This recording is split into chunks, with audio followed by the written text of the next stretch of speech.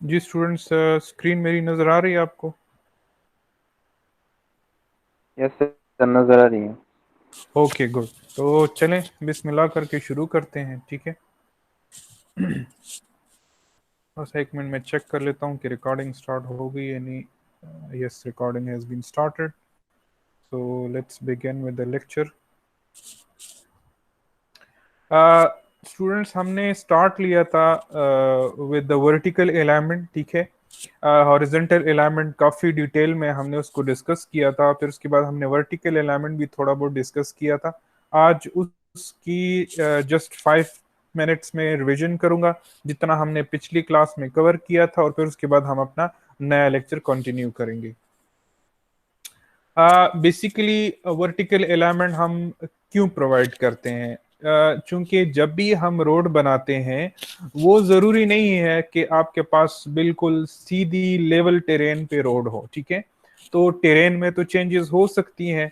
तो कभी कभार ये भी हो सकता है कि आपके पास लेवल टेरेन हो, तो वहां पे तो आपके पास वर्टिकल अलाइनमेंट की यानी वर्टिकल कर्व को प्रोवाइड करने की जरूरत नहीं होती।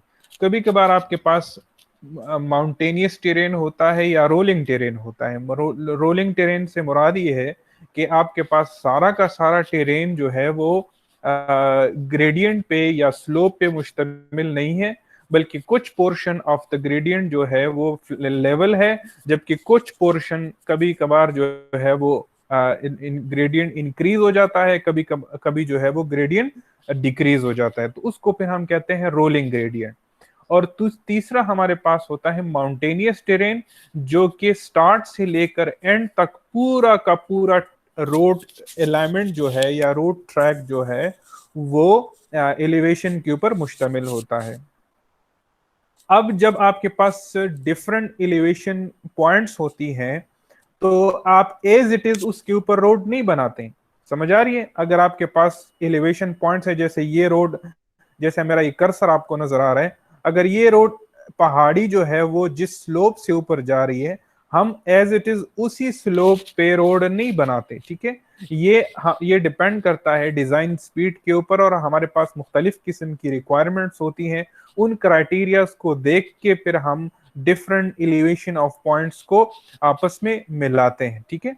तो जब ये तमाम एलिवेशन ऑफ पॉइंट्स होती हैं, वो कैसे मिलानी है, कैसे जो है वन ग्रेड एक ग्रेड को दूसरे ग्रेड के साथ मिलाना है, किस क्या एक्सेप्टेबल लेवल होगा उसका, तो वो डिपेंड करती हैं चार चीजों के ऊपर। वो एक पहला है आपके पास ड्राइवर सेफ्टी, दूसरा है आपके पास ड्राइवर कंफर्ट, और तीसरा है आपके पास प्रॉपर ड्रेनेज, ठीक है। तो इन तीन चीजों के ऊपर, और एक एक और भी है जो कि हम इसको कहते हैं एस्थेटिक्स। तो इन चार चीजों के ऊपर जो है वो डिपेंड करती हैं। ड्राइवर सेफ्टी के लिए हम क्या करते हैं, हम ऐसा लेंथ डिटरमाइन करते हैं और वर्टिकल कर्व का कि आपके पास स्टॉपिंग साइड डिस्टेंस का जो क्राइटेरिया है वो फुलफिल हो जाए। कंफर्ट का क्राइटेरिया भी हम अप्लाई चेक करते हैं, वो मैं आपको बताऊंगा कि कैसे चेक करते हैं, और ड्रेनेज का क्राइटेरिया भी हम चेक करते हैं। तो इन तीन क्राइटेरियाज की बेस पे यूजुअली हम क्या करते हैं, लेंथ डिटरमाइन करते हैं। अब ये जो हॉरिजॉन्ट वर्टिकल कर्व है, ये हम क्यों बनाते हैं? बिकॉज हम चाहते हैं कि एक स्मूथ ट्रांजिशन हो बिटवीन टू ग्रेड्स, ठीक है। टू ग्रेड्स क्या होती हैं? एक एक दो ग्रेड्स के दरमियान ही हम एक कर्व बनाते हैं, एक स्मूथ ट्रांजिशन बनाते हैं। लेट सपोज आपके पास एक ये हॉरिजॉन्टल कर्व है, सॉरी वर्टिकल कर्व है, और एक ये वर्टिकल कर्व है, ठीक है। तो एज इट इज हम इसको इसके ऊपर जो है वो रोड नहीं बनाते हैं, बल्कि हम क्या करते हैं, एक एक्सेप्टेबल लेवल डिटरमाइन करते हैं of the length for according to driver safety and driver comfort. और फिर हम इन दो ग्रेड्स के दरमियान, एक ग्रेड ये है आपके पास और एक ग्रेड आपके पास ये है, इन दोनों के दरमियान एक स्मूथ ट्रांजिशन क्या करते हैं, प्रोवाइड करते हैं, ताकि जो जो जो गाड़ी जो है वो as per the design speed इस ग्रेड के ऊपर अपनी ट्रांजिशन या अपनी मेन्योर को कंप्लीट कर सकें। ठीक है, I hope this is clear. तो ये जो ट्रांजिशन हम प्रोवाइड करते हैं, this transition is basically called vertical curve. ठीक है, अब ये जो वर्टिकल कर्व है वो हमारे पास दो तरह की वर्टिकल कर्व्स होती हैं। एक को हम क्रेस्ट वर्टिकल कर्व्स कहते हैं और दूसरे को हम सैग वर्टिकल कर्व्स कहते हैं। क्रेस्ट वर्टिकल कर्व्स कौन सी शेप में होती हैं? इस क्रेस्ट वर्टिकल कर्व को हम सेमेट कर्व भी कहते हैं, it is just like this shape. ठीक है, और जो सेग वर्टिकल कर्व होती हैं उसको हम वैली कर्व भी कहते हैं, it is just like this shape.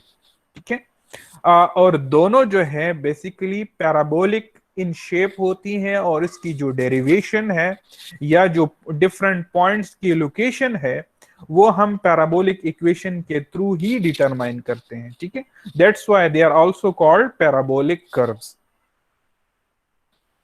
ठीक है, इसको हमने पिछली क्लास में हमने डिटेल में डिस्कस किया था। फिर उसके बाद हमने different types of the curve discuss किए थे। उसमें आपके पास जो क्रेस्ट वर्टिकल कर्व हैं उसमें एक टाइप 1 के कर्व हैं और एक टाइप 2 के कर्व हैं, और जो सेग वर्टिकल कर्व है उसमें टाइप 3 और टाइप 4 के कर्व्स हैं। अच्छा, जो क्रेस्ट वर्टिकल कर्व्स हैं उसमें टाइप 1 कौन सा है? अगर आपके पास एक पॉजिटिव ग्रेड है, यानी up the hill positive grade, और उसके बाद नेगेटिव ग्रेड है डाउन द ग्रेड, अगर ऐसे दो ग्रेड्स आपस में मिल रही हैं तो उसके दरमियान जो कर्व बनेगा that would be called as crest vertical curve. ठीक है, जो टाइप 2 के कर्व्स हैं, अब टाइप 2 में फिर आपके पास दो कंडीशंस आ जाती हैं। ठीक है, एक आपके पास क्या है? Positive followed by another positive and negative followed by another negative. ठीक है, लेकिन कब इनके दरमियान क्रेस्ट वर्टिकल कर्व बनेगा? जब एक पॉजिटिव हो जिसका ग्रेडियंट ज्यादा हो, यानी मोर पॉजिटिव हो, और उसके बाद वो कनेक्ट कर रहा हो एक दूसरे पॉजिटिव के साथ, लेकिन ऐसा पॉजिटिव हो जिसका ग्रेडियंट या जिसका स्लोप इस पिछले वाले से कम हो। अब कम और ज्यादा का आपको कैसे पता चलेगा? जितनी लाइन आपके पास या जितना ग्रेडियंट हॉरिजॉन्टल होगा उतनी ही उसकी स्लोप कम होगी, और जितनी लाइन या ग्रेडियंट वर्टिकल होगा उतनी ही स्लोप उसकी ज्यादा होगी। यानी इस पहले वाले को आप G1 को देखें तो this is more vertical, and G2 को आप देखें this is more into horizontal. तो कैसे आपको पता चलेगा कि G1 का ग्रेड ज्यादा है या G2 का ग्रेड ज्यादा है? जो जितना ज्यादा वर्टिकल होगा उतना ही उसका ग्रेड ज्यादा होगा। तो यहां आप देख सकते हैं कि G1 इज मोर वर्टिकल, तो the grade of the G1 is more followed by G2 which has a less grade. ठीक है, जिसका स्लोप कम है। तो अगर ऐसे दो कर्व्स आपस में मिल रहे हो, अगर मैं आपसे पूछूं दो कर्व्स हैं, एक पहला ग्रेड उसका है +4, दूसरा ग्रेड उसका है +2, तो ये इसका मतलब क्या हुआ? इसके दरमियान कौन सा कर्व बनेगा? बाय डिफॉल्ट आपको इससे अंदाजा लगेगा कि मोर पॉजिटिव है फॉलोड बाय लेस पॉजिटिव, तो +4 फॉलोड बाय +2, इसके दरमियान जो कर्व बनेगा वो आप इसको वी कैन से कि this is a crest vertical curve. दूसरा जो कंडीशन है वो उसमें है नेगेटिव नेगेटिव, लेकिन एक कौन सा है? Less negative, it is more into horizontal, यानी आप देख सकते हैं G1 को, and G2 it is more into vertical. तो इसका मतलब क्या है? G2 ज्यादा है। तो अगर आपके पास ऐसा कंडीशन हो जिसमें less negative followed by a more negative, यानी लेस नेगेटिव, अगर इसको एग्जांपल के तौर पर हम ले तो -3 और G2 को हम ले -5, तो -3 फॉलोड बाय -5, पहला ग्रेड कम हो लेकिन नेगेटिव में, दूसरा ग्रेड ज्यादा हो लेकिन नेगेटिव में। तो इस कंडीशन में बी जो आपके पास कर्व बनेगा वो हम क्रेस्ट वर्टिकल कर्व की कैटेगरी में आएगा। एंड और ये आई होप कि ये दोनों कंडीशन आपके साथ क्लियर है। जो दूसरा है आपके पास वो टाइप 3 में, वो सिंपल है। ये तीनों अगर आपको याद है तो जो नीचे वाले तीन हैं ये एग्जैक्टली अपोजिट हैं। कैसे अपोजिट है? इसमें पहला आपके पास पॉजिटिव फॉलोड बाय नेगेटिव, यहां पे आप देखें ये उलट जाता है, नेगेटिव फॉलोड बाय पॉजिटिव, ठीक है, it is the reverse, opposite. यहां पे आप देखें पॉजिटिव पॉजिटिव, ठीक है, लेकिन ये क्या है, more positive followed by less positive, ये उलट जाता है, more negative followed by less negative. यहां पे आप देखें less negative followed by more positive negative, उलट, उसको उलट कर दें, less positive followed by more positive, ठीक है, it is complete reverse of the above. तो उस केस में फिर आपके पास जो कर्व्स बनेंगी that would be called as sag vertical curve, ठीक है। I hope this is clear. इसमें आप देख सकते हैं कि अगर नेगेटिव हो फिर उसके बाद पॉजिटिव हो तो उसके दरमियान जो कर्व बनेगा दैट वुड बी सेग। अगर इसमें आपके पास देखें मोर वर्टिकल है तो more negative followed by less negative, इसमें आप देखिए हॉरिजॉन्टल ज्यादा है, less positive followed by more positive. तो इन कंडीशन में जो कर्व आपके पास बनेगा that would B सेग vertical curve, ठीक है। तो इसमें आपने ध्यान रखना है, अगर आपके पास कोई कंडीशन ऐसा गिवन हो जिसमें क्वेश्चन में स्टेटमेंट में मेंशन ना हो कि ये सेग है या क्रिस्ट है, सिर्फ आपको स्लोप्स G1 और G2 आपको गिवन हो, तो आपने खुद इसमें से अंदाजा लगाना है कि ये यहाँ पे सेग वर्टिकल कर्व बनेगा या क्रेस्ट वर्टिकल कर्व बनेगा, क्योंकि दोनों की फार्मूलाइज जो है वो डिफरेंट है। अक्सर स्टूडेंट्स ये गलती कर जाते हैं कि वो फिर क्वेश्चन सेग का होता है और वो फार्मूला क्रेस्ट का अप्लाई कर लेते हैं, तो सारा क्वेश्चन उनका गलत हो जाता है। तो ये आपने इसमें से ये आपने ध्यान में रखना है चीजें। अच्छा, this is a typical layout of a vertical curve, already हमने एक्सप्लेन किया है। जो start of the vertical curve है we call it the beginning of the vertical curve, जो end of the vertical curve है we call it the end of the vertical curve, EVC. जो centre point है we call it the point of vertical intersection, जहां पे दो tangents आपस में मिलती हैं, usually we call it equal tangent curve. Why we call it equal tangent curve? इसलिए कि जो half of the length of the curve है वो एक साइड पे यूज होता है और half of the length of the curve दूसरे साइड पे होता है। तो इसमें जो टेंजेंट लेंथ है वो l/2 के बराबर होता है, दूसरा टेंजेंट लेंथ भी l/2 के बराबर होता है, ठीक है। अच्छा, ये एक कुछ पॉइंट्स आपके पास होती है इस टेंजेंट लाइन के ऊपर।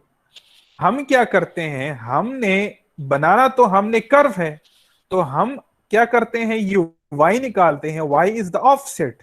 ऑफसेट क्या है, यानी फॉर एग्जांपल यहां पे कटिंग होगी तो हमने कितनी, हर एक पॉइंट पे कितनी कटिंग करनी है, तो इस पॉइंट से कर्व के पॉइंट तक रीच करने के लिए हम क्या कर लेते हैं, ये एक ऑफसेट निकालते हैं, एक रिडक्शन, एक एलिवेशन निकालते हैं कि भाई फॉर एग्जांपल 9 फीट y है, तो इसका मतलब है कि इसके पॉइंट के एलिवेशन से अगर मैं 9 फीट माइनस कर देता हूं तो मैं पहुंच जाता हूं कर्व की एलिवेशन पे।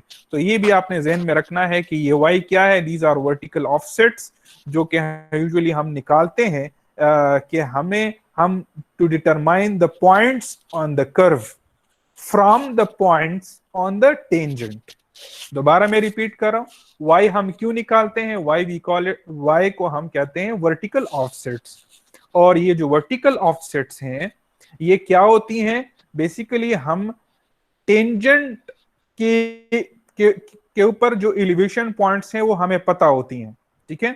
तो हमने कर्व की बनाना तो हमने कर्व है, तो कर्व के एलिवेशन पॉइंट्स निकालने के लिए हम इसमें से जब टेंजेंट के एलिवेशन पॉइंट से y माइनस कर लेते हैं, सब्ट्रैक्ट कर लेते हैं, तो we reach to the point of the elevation on the horizontal, on the vertical curve.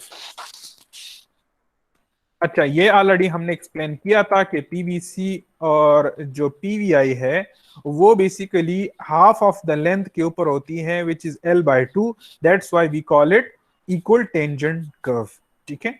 ये ऑलरेडी हमने एक्सप्लेन किया था।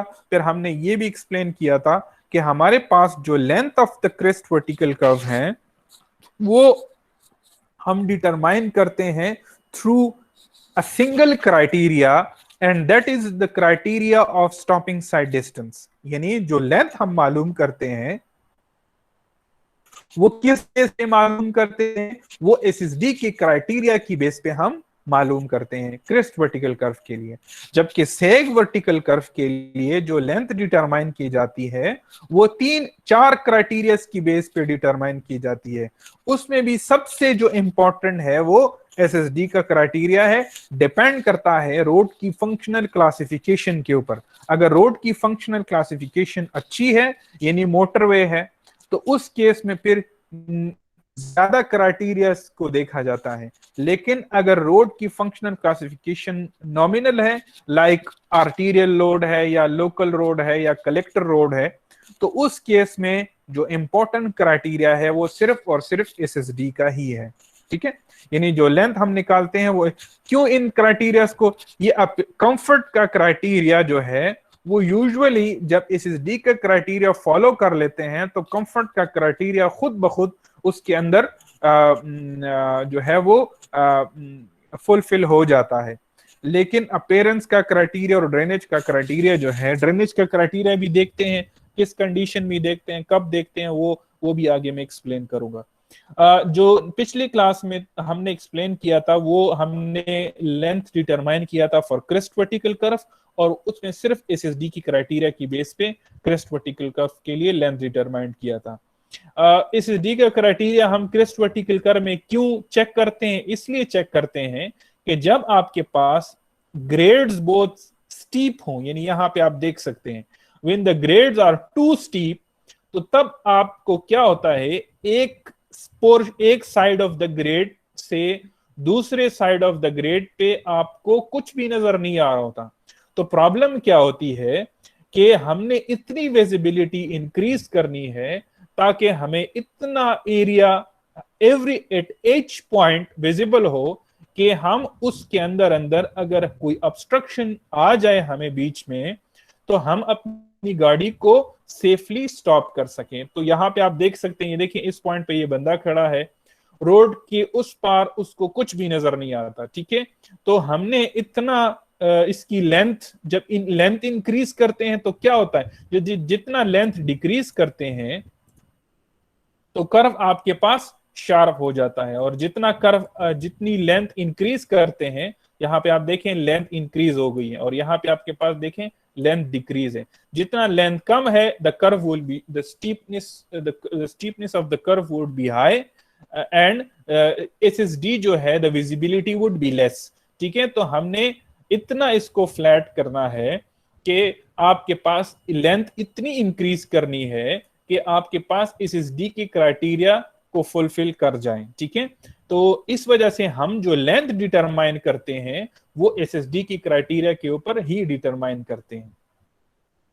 अब इस हद से ज्यादा हम कर्व को फ्लैट भी नहीं कर सकते, क्योंकि देखें अगर इसका इनिशियल ग्रेड ये है, तो इनिशियल ग्रेड अगर आपके पास ये है पहाड़ी जो है, तो होगा क्या, आपने इस पोर्शन को क्या करना होगा, you have to cut out this portion. तो जितना कटिंग के लिए एरिया ज्यादा आप रखेंगे उतनी ही कॉस्ट जो है वो कंस्ट्रक्शन की इंक्रीज हो जाएगी। इस वजह से हम एक मिनिमम रिक्वायरमेंट को फुलफिल करते हैं, बिल्कुल फ्लैट नहीं बनाते इसको। ठीक है, हम ग्रेड को भी मेंटेन रखते हैं, लेकिन इतना मिनिमम ग्रेड हो कि एसएसडी का क्राइटेरिया भी फुलफिल हो और आपके पास कॉस्ट भी मिनिमम आ जाए। दो कंडीशन के ऊपर मैंने आपको बताया था कि हम लेंथ डिटरमाइन करते हैं, एक one is the SSD is greater than the length of the vertical curve, और दूसरा when SSD is less than the length of the vertical curve. यहाँ पे देखें एसएसडी ज्यादा है, लेंथ कम है, दूसरे में आप देखें लेंथ ज्यादा है, एसएसडी कम है। ठीक है, तो आपने करना क्या होगा, ये दोनों के लिए फिर आपके हमारे पास फार्मूला थे। मैंने आपको बताया था कि हमें पता नहीं होता इनिशियली कि भाई एसएसडी ज्यादा आएगा या लेंथ ज्यादा आएगा। आप क्या करते हैं, अगर आपको पहले से आइडिया है तो वेल एंड गुड, आप उसी कंडीशन के मुताबिक अगर आप फार्मूला यूज करें, ये कंडीशन है या ये कंडीशन है, दोनों कंडीशन में जो भी आपके पास जो कंडीशन आपके पास मौजूद है, if you know the condition already, you can use the formula according to the condition. अगर आपको कंडीशन का पहले से पता नहीं है तो फिर क्या करना होगा, आपने इस कंडीशन के ऊपर भी लेंथ डिटरमाइन करना होगा, इस कंडीशन के ऊपर भी लेंथ डिटरमाइन करना होगा। जो रिजल्ट आपके पास आएगा उसको आपने कंपेयर करना होगा। कैसे कंपेयर करेंगे, ये पिछली क्लास में मैंने ऑलरेडी डिटेल में एक्सप्लेन किया था कि कंडीशन मुझे कहता है कि एसएसडी कम है और लेंथ ज्यादा है। फार्मूले से मैंने लेंथ डिटरमाइन किया, रिजल्ट मेरे पास लेंथ का आया 1200 फीट। अब मैं कंपेयर करूंगा कि भाई एसएसडी 700 है और लेंथ क्या है 1200। तो कंडीशन क्या कहता है, एसएसडी कम होनी चाहिए और लेंथ ज्यादा होनी चाहिए, और रिजल्ट भी बिल्कुल उसी के मुताबिक आ रही है। इस वजह से the criteria and the results both are matching with each other. That's why we will use this length as our final length for the vertical curve, special for the crest vertical curve. अगर आप ये देखें इस condition में length मेरे पास 1120 feet आ गई है, ठीक है, और एसएसडी वही 700 है, ठीक है। अब ये क्या है, कंडीशन ये कहता है कि एसएसडी ज्यादा होनी चाहिए और लेंथ कम होनी चाहिए, लेकिन रिजल्ट मेरे पास जो आ रही है वो लेंथ ज्यादा आ रही है और एसएसडी वही कम की कम है। तो ये कंडीशन और ये रिजल्ट आपस में मैच नहीं हो रही, तो इस वजह से इन रिजल्ट्स को आपने इनवैलिड कर देना है, और ये जो रिजल्ट्स हैं that would be considered as the corrected result and the final result. अच्छा, ये दो फार्मूलाज थे, ये ऑलरेडी मैं एक्सप्लेन कर चुका हूं। ये आपके पास फार्मूला है जब आपके पास SSD less than the length of the vertical curve होगा, ये फार्मूला है जब आपके पास SSD greater than the vertical curve होगा। तो ये दो फार्मूलाज हैं और ये पहले ऊपर वाले दो फार्मूलाज हैं। ये फार्मूला कब यूज करना है, जब आपके पास एसएसडी जो है वो फीट में हो, और ये फार्मूला तब यूज करना है जब आपके पास एसएसडी मीटर में होगा, ठीक है। और यहाँ पे भी ये फार्मूला तब यूज करना है जब आप एसएसडी फीट में होगा, ये फार्मूला तब यूज करना है जब आपके पास एसएसडी मीटर में होगा, ठीक है। तो लेंथ भी मीटर में आएगा और ऊपर की कंडीशन में लेंथ जो है वो फीट में आएगा। इसमें एसएसडी तो ऑलरेडी आपको क्लियर है कि कैसे मालूम करते हैं। ए जो था वो ऑलरेडी मैंने इसको एक्सप्लेन किया था कि ए बराबर है it is the absolute difference of both the grades G1 and G2। G1 और G2 आपस में आप इट इज इंटरचेंजेबल, आप आगे पीछे कर सकते हैं, रिजल्ट पे कोई फर्क नहीं पड़ेगा, ठीक है। G2 माइनस G1 भी कर सकते हैं और G1 माइनस G2 भी कर सकते हैं, लेकिन एब्सोल्यूट आपने लेना होगा। लेट सपोज आपके पास G1 माइनस 2 है और G2 प्लस 4 है, तो आपने क्या करना है, G2 यानी प्लस 4, ये माइनस अपनी जगह पे रहेगा which is the minus for the formula, और ये माइनस आपके पास ग्रेड का होगा, तो ये minus into minus will become plus, ऊपर पीछे वाला प्लस और आगे वाला प्लस जो है वो एड होके 6 बनेगा। एब्सोल्यूट से निकाल लेंगे तो ये 6 आपके पास आएगा। तो ये अगर आप देखें G1 माइनस G2 भी करेंगे तब भी ये 6 ही आएगा। तो A इज बेसिकली, A क्या है, it is the difference between the absolute difference between both the grades, ठीक है। The absolute algebraic difference between both the grades, यहाँ पे ये ऑलरेडी क्लियर है,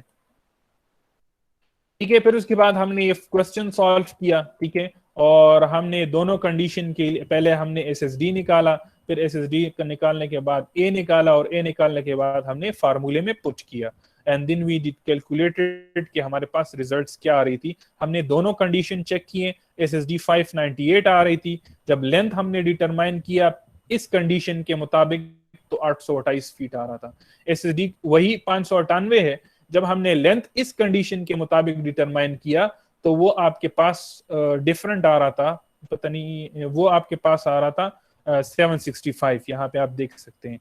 तो देखें ये जो रिजल्ट हैं ये इस कंडीशन के साथ मैच नहीं कर रही है, ठीक है। लेंथ ज्यादा है, एसएसडी कम है, तो ये रिजल्ट आपने इसमें से इसको इग्नोर कर देना है, ठीक है, इसको रिजेक्ट कर देना है। और ये रिजल्ट आप देखें, एसएसडी कम है, लेंथ ज्यादा है, और कंडीशन भी कहता है कि लेंथ ज्यादा होनी चाहिए और एसएसडी कम होनी चाहिए। तो ये रिजल्ट और कंडीशन दोनों आपस में मैच हो रही है, this why this would be considered as the corrected length,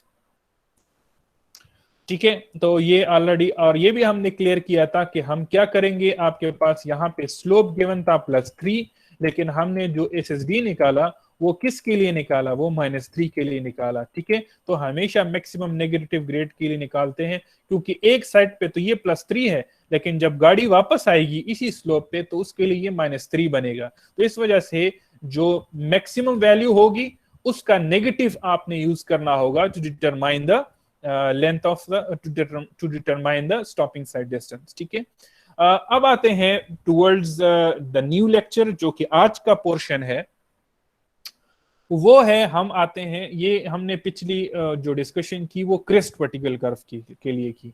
ये जो डिस्कशन हम कर रहे हैं ये सैग वर्टिकल कर्व के लिए कर रहे हैं। सैग वर्टिकल कर्व कौन सा होता है? ठीक है, ये इस शेप में जो आपके पास कर्व बनती है, we call it sag vertical curve, या इसको हम वैली कर्व भी कहते हैं। ठीक है, जो अगर हम थोड़ा सा अगर पीछे जाएं तो मैंने आपको क्या बताया था कि जो सैग वर्टिकल कर्व्स होती हैं उसमें हम 4 क्राइटेरिया की बेस पे लेंथ डिटरमाइन करते हैं। पहला क्राइटेरिया कौन सा है? एसएसडी की क्राइटेरिया के ऊपर लेंथ डिटरमाइन करना। तो इधर हम आ रहे हैं, सबसे पहले जो डिस्कशन यहां पे अगर मैं इसको कॉपी कर दूं तो थोड़ा आपके लिए आसान हो जाएगा। It will be easier for you to one by one, चूंकि हम इसको डिस्कस कर रहे हैं। जी हम आ गए हैं यहाँ पे। ठीक है, यहाँ मैंने न्यू स्लाइड ऐड कर दी, ये चीज़ें भी ऐड कर दी और ये टाइटल भी ऐड कर दी। ठीक है, यहाँ पे आप देख सकते हैं कि जो सैग वर्टिकल कर्व है, तो सैग वर्टिकल कर्व के लिए हम इन 4 कंडीशन के ऊपर लेंथ डिटरमाइन करते हैं। पहला कंडीशन कौन सा है, पहला क्राइटेरिया कौन सा है? वो है एसएसडी का क्राइटेरिया। तो चले डिस्कस करते हैं कि एसएसडी के क्राइटेरिया के ऊपर लेंथ हम क्यों डिटरमाइन करते हैं। अगर आप थोड़ा सा दिमाग खोलें और जहन में आप ले आए इस तरह का एक वर्टिकल कर्व, ये जो आपको स्क्रीन पे नजर आ रहा है, this is a vertical curve.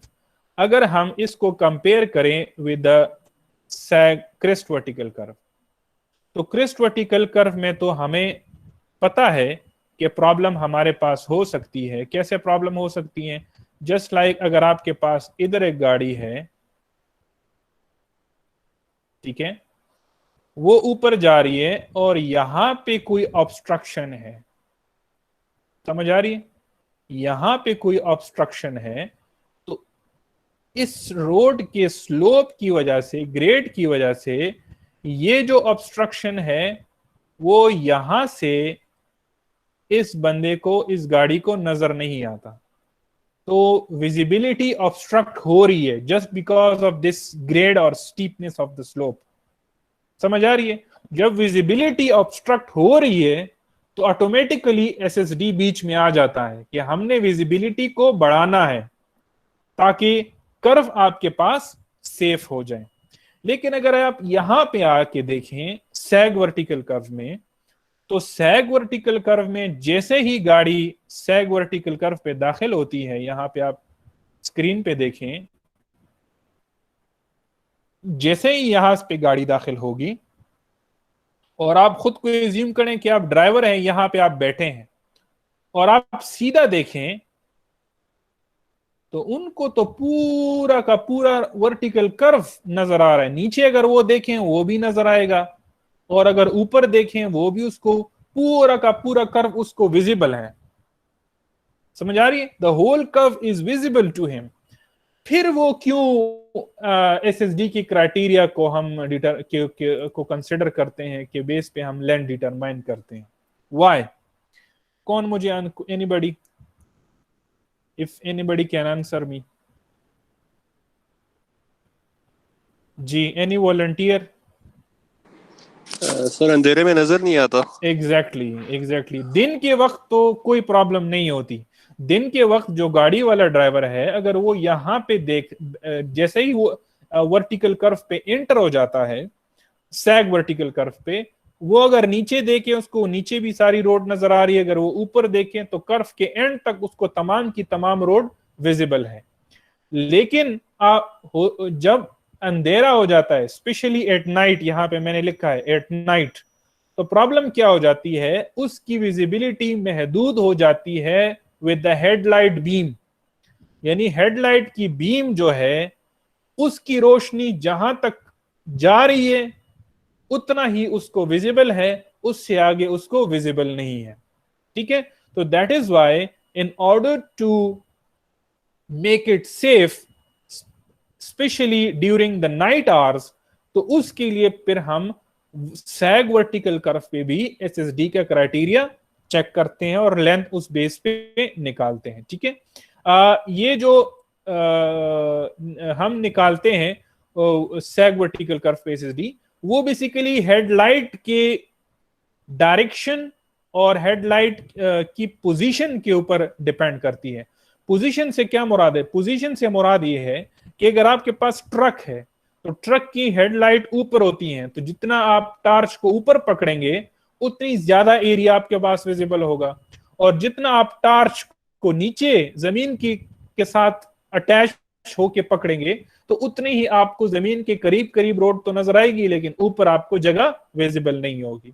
तो ये जो डिपेंड करता है वो आपके पास हेडलाइट की पोजीशन के ऊपर डिपेंड करता है कि आपके पास गाड़ी है या ट्रक है, यानी पैसेंजर कार है या ट्रक है। ठीक है, मोटर कार है या ट्रक है। और दूसरा डिपेंड करता है direction of the headlight beam के ऊपर, यानी उसकी डायरेक्शन क्या है। अगर वो डायरेक्शन उसकी इस डायरेक्शन में है तो उसको ये ऊपर नजर आएगी, और उसकी डायरेक्शन नीचे की तरफ है तो उसको नीचे वाला रोड नजर आएगा। डेफिनेटली जब ये एंटर करेगा तो उसकी डायरेक्शन क्या होगी? नीचे की तरफ होगी। तो जितना मतलब फॉर एग्जाम्पल, तो उसको नीचे नीचे सारा रोड नजर आएगा, उसको अगर यहाँ पे कोई ऑब्स्ट्रक्शन है वो तो नजर नहीं आएगा। तो इस वजह से हम ये डिटरमाइन करते हैं एट नाइट के एसएसडी का क्राइटेरिया जो है वो हेडलाइट की बीम की बेस पे हम डिटरमाइन करते हैं। कैसे डिटरमाइन? यहाँ पे आप एक इमेज भी मैंने ऐड किए हैं, देखें ये पूरा अंधेरा है। ठीक है, लेकिन जब ये गाड़ी आगे मूव कर रही है तो उसको ये पहला ऑब्जेक्ट जो है वो नजर आ रहा है क्लियरली। क्यों नजर आ रहा है? क्योंकि हेडलाइट की बीम जो है वो यहां तक पहुंच रही है, तो उसको ये वाला ऑब्जेक्ट जो है वो विजिबल है। लेकिन उसके जो पीछे वाला ऑब्जेक्ट है वो उसको विजिबल नहीं है। क्यों? क्योंकि हेडलाइट की बीम जो है वो वहां तक नहीं पहुंच रही। दैट इज वाई ये जो ऑब्जेक्ट है वो उसको नजर नहीं आ रहा। अगर ये ऑब्जेक्ट नजर नहीं आ रहा, समझ आ रही है, और ये ड्राइवर जो है एसएसडी, ये ऑब्जेक्ट जो है एसएसडी से कम फासले पे है, यानी सेफ डिस्टेंस पे ये ऑब्जेक्ट नहीं पड़ा, तो अगर सेफ डिस्टेंस पे ये ऑब्जेक्ट नहीं पड़ा और ये इसको नजर भी नहीं आ रहा, तो इसका मतलब ये है कि ये बंदा, ये ड्राइवर जो है, the driver is in danger. ठीक है, वो जाके कोलाइड करेगा विद दिस ऑब्जेक्ट। ये ऑब्जेक्ट इसको नजर आएगा, लेकिन हो सकता है यहां से इसको नजर आ जाए, लेकिन यहां पे ये डिस्टेंस इतना काफी नहीं है कि ये अपनी गाड़ी को सेफली स्टॉप कर सके। तो definitely this car will hit into this object and there will be accident. ठीक है, तो हम ये जो लेंथ निकालते हैं वो ऐसे निकालते हैं कि हमें जो है एसएसडी के लिए जितना लेंथ रिक्वायर्ड हो उसके बराबर जितनी ही आगे गाड़ी मूव कर रही है, ये जो आपको नजर आ रही है गाड़ी, ये ठीक है, तो हेडलाइट की बीम के बराबर एसएसडी जितना लेंथ उसको नजर आना चाहिए। ठीक है, तो तब जो है फॉर एग्जांपल हेडलाइट की बीम यहां पर पहुंच रही है, तो अच्छा, हेडलाइट की बीम के लिए डिस्टेंस कैसे इंक्रीज होगा? जब ये लेंथ क्या होगी? इंक्रीज होगी ना। जितना ये लेंथ इंक्रीज करेंगे कर्व उतना फ्लैट होता जाएगा। गाड़ी की पोजीशन यानी नोज जो है यानी हेडलाइट जो है वो ऊपर की तरफ मूव करेगी, और उतनी ही उसको ज्यादा जो सामने वाली डिस्टेंस है वो ज्यादा विजिबल होगा। ठीक है, तो इस वजह से हम जो है निकालते हैं वैल्यूज या लेंथ, वो हेडलाइट बीम के बेस पे निकालते हैं वो। और एसएसडी के लिए हमारे पास ये दो फार्मूलाज हैं।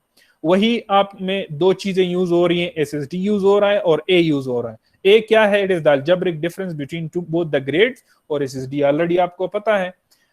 दोनों वही दो कंडीशन है कि SSD less than the length of the curve है या SSD greater than the length of the curve है। यहाँ पे थोड़ा सा मैंने इसको समराइज किया है कि अगर आपके पास SSD less than the length of the curve है और यूनिट्स आपके पास फीट में है तो ये फार्मूला यूज होगा।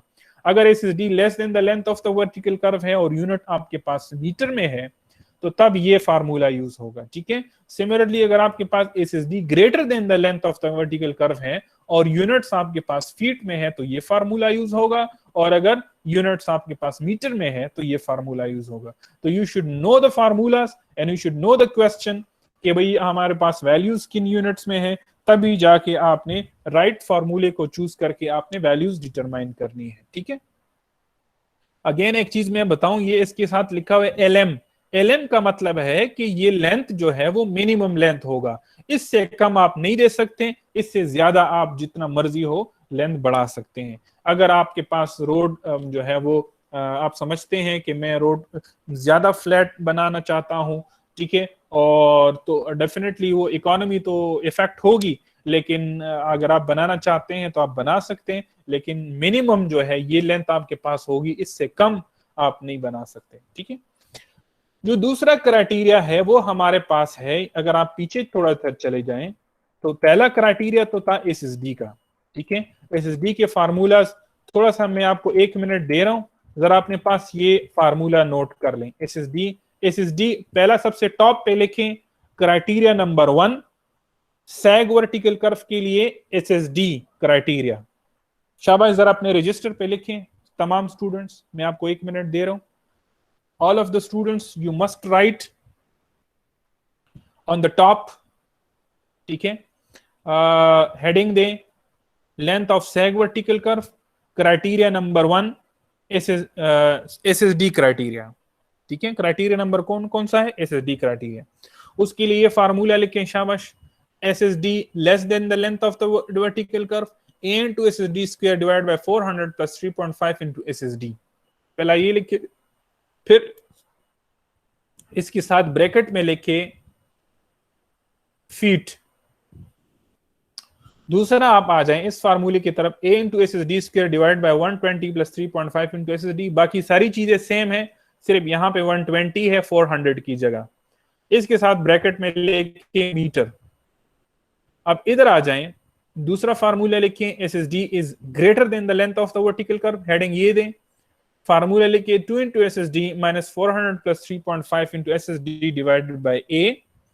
ब्रैकेट में इसके साथ लिखें फीट, और ये दोबारा वही फार्मूला है लेकिन 400 की जगह आपके पास बन जाएगा 120। इसके साथ ब्रैकेट में लिखें मीटर, ठीक है। तो you can use both the formulas. आगे जब हम ये एक शीट बनेगी तो जब न्यूमेरिकल हम सॉल्व करेंगे तो ये शीट से ही डायरेक्टली आप न्यूमेरिकल को सॉल्व कर सकेंगे। अच्छा, ये दूसरा जो क्राइटेरिया है जिसकी बेस पे हम लेंथ डिटरमाइन हम अगर करना चाहें तो कर सकते हैं, वो है आपके पास कंफर्ट का क्राइटेरिया। लेकिन एक बात मैं आपको पहले से बता दूं कि अगर आप एसएसडी के क्राइटेरिया के ऊपर लेंथ डिटरमाइन करते हैं तो कंफर्ट का क्राइटेरिया खुद ब खुद फुलफिल हो जाता है। लेकिन अगर आप मालूम करना चाहते हैं जस्ट फॉर ऑथेंटिफिकेशन तो आप जो है वो मालूम कर सकते हैं। और फार्मूला आपके पास क्या है? ए वी स्क्वायर डिवाइडेड बाय 46.5। ये फार्मूला तब यूज करेंगे जब आपके पास v जो है वो माइल्स पर आवर में होगा, लेकिन अगर आपके पास v जो है वो किलोमीटर पर आवर में है तो फार्मूला आपके पास A V square divided by 395 बन जाएगा। अच्छा, कंफर्ट क्यों जरूरी है सैग वर्टिकल कर्व में? Why we are determining the length on based upon comfort criteria for sag vertical curve, ठीक है। क्यों हम डिटरमाइन करते हैं? पहली बात तो ये है, यहां पे मैंने एक कंडीशन थोड़ी देर पहले आपके लिए ड्रॉ की है। ये देखें, ये एक सैग वर्टिकल कर्व है, ठीक है। ये आपके पास एक क्रेस्ट वर्टिकल कर्व है। अब होता यह है कि ये है तो ये एक सर्कुलर कर्व ना, अब जब ये सर्कुलर कर्व में मूव करेगा ये गाड़ी क्रेस्ट वर्टिकल कर्व में, तो ये गाड़ी आगे की तरफ मूव कर रही है, तो इसका डायरेक्शन ऑफ एक्सेलरेशन किस डायरेक्शन में है? आगे की तरफ है। और सेंट्रीपिटल जो फोर्स है वो भी आगे की तरफ है, यानी फॉरवर्ड डायरेक्शन में है, ऊपर की तरफ। जबकि ग्रेविटेशनल फोर्स जो है वो तो it is because of the weight, वो किस डायरेक्शन में है, वो पीछे की तरफ है।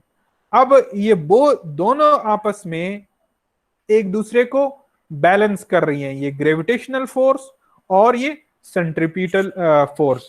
जब ये दोनों बैलेंस कर रही हैं तो वर्टिकल कर्व पे आपको, जब आप मूव करते हैं क्रिस्ट वर्टिकल कर्व पे, तो ड्राइवर इतना अनकंफर्टेबल फील नहीं करता।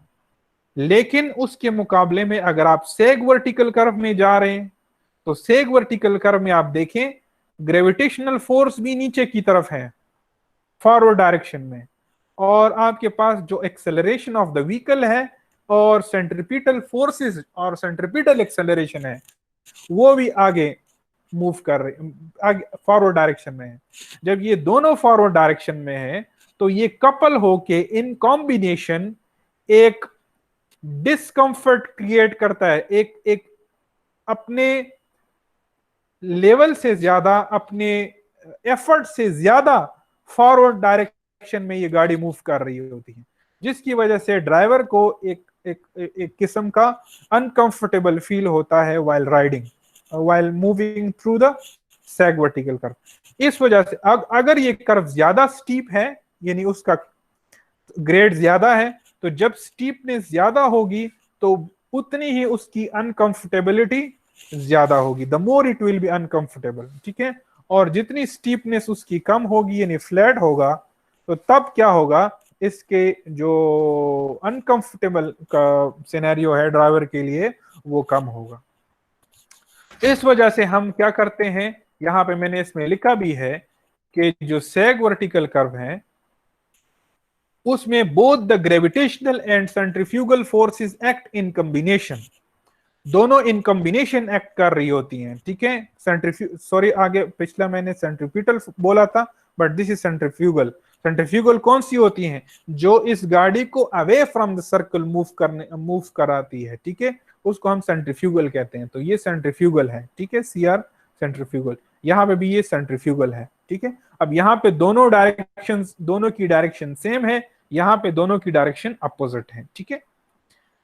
जब दोनों की डायरेक्शन सेम है तो उस केस में ड्राइवर जो है अनकंफर्टेबल फील करता है इन द सेग वर्टिकल कर्व। लेकिन क्रिस्ट वर्टिकल कर्व में ये दोनों फोर्सेस अपोजिट डायरेक्शन में होती है, जिसकी वजह से ड्राइवर को अनकंफर्टेबल फील नहीं होता। And that is the reason कि सेग के लिए हम कंफर्ट क्राइटेरिया के ऊपर भी लेंथ डिटरमाइन करते हैं, जबकि क्रिस्ट के लिए कंफर्ट क्राइटेरिया के ऊपर लेंथ मालूम नहीं किया जाता। ये फार्मूला भी शाबाश अपने पास नोट करें, L is equal to AV square divided by 46.5 and L is equal to AV square divided by 395। जो नेक्स्ट क्राइटेरिया है वो है अपीयरेंस का क्राइटेरिया। अपीयरेंस हम किसको कहते हैं, विजिबिलिटी को, यानी कैसे आप, वो आपको नजर आता है जब आप उसको कंस्ट्रक्ट करते हैं, तो वो देखने वाले को वो कैसे नजर आता है।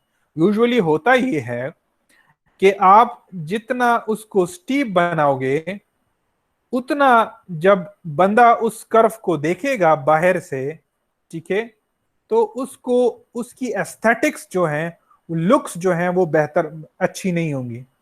जितना ये फ्लैट होगा उतनी ही एस्थेटिक पॉइंट ऑफ व्यू से ये अच्छा नजर आएगा, ठीक है।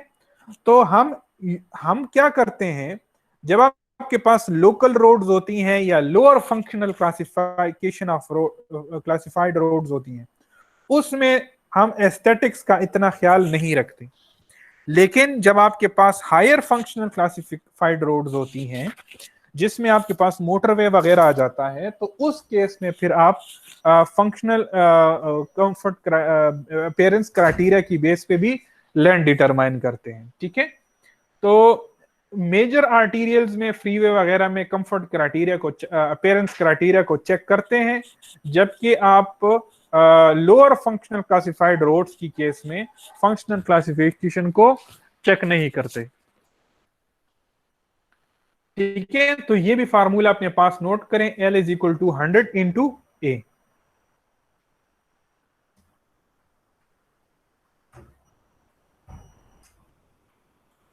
ओके, ये तीनों फार्मूलाज आपने नोट कर लिए। एक और क्राइटेरिया है जो कि हमारे पास है, ड्रेनेज क्राइटेरिया। ड्रेनेज क्राइटेरिया हम क्रिस्ट वर्टिकल कर्व में चेक नहीं करते। क्रिस्ट वर्टिकल कर्व में क्यों चेक नहीं करते?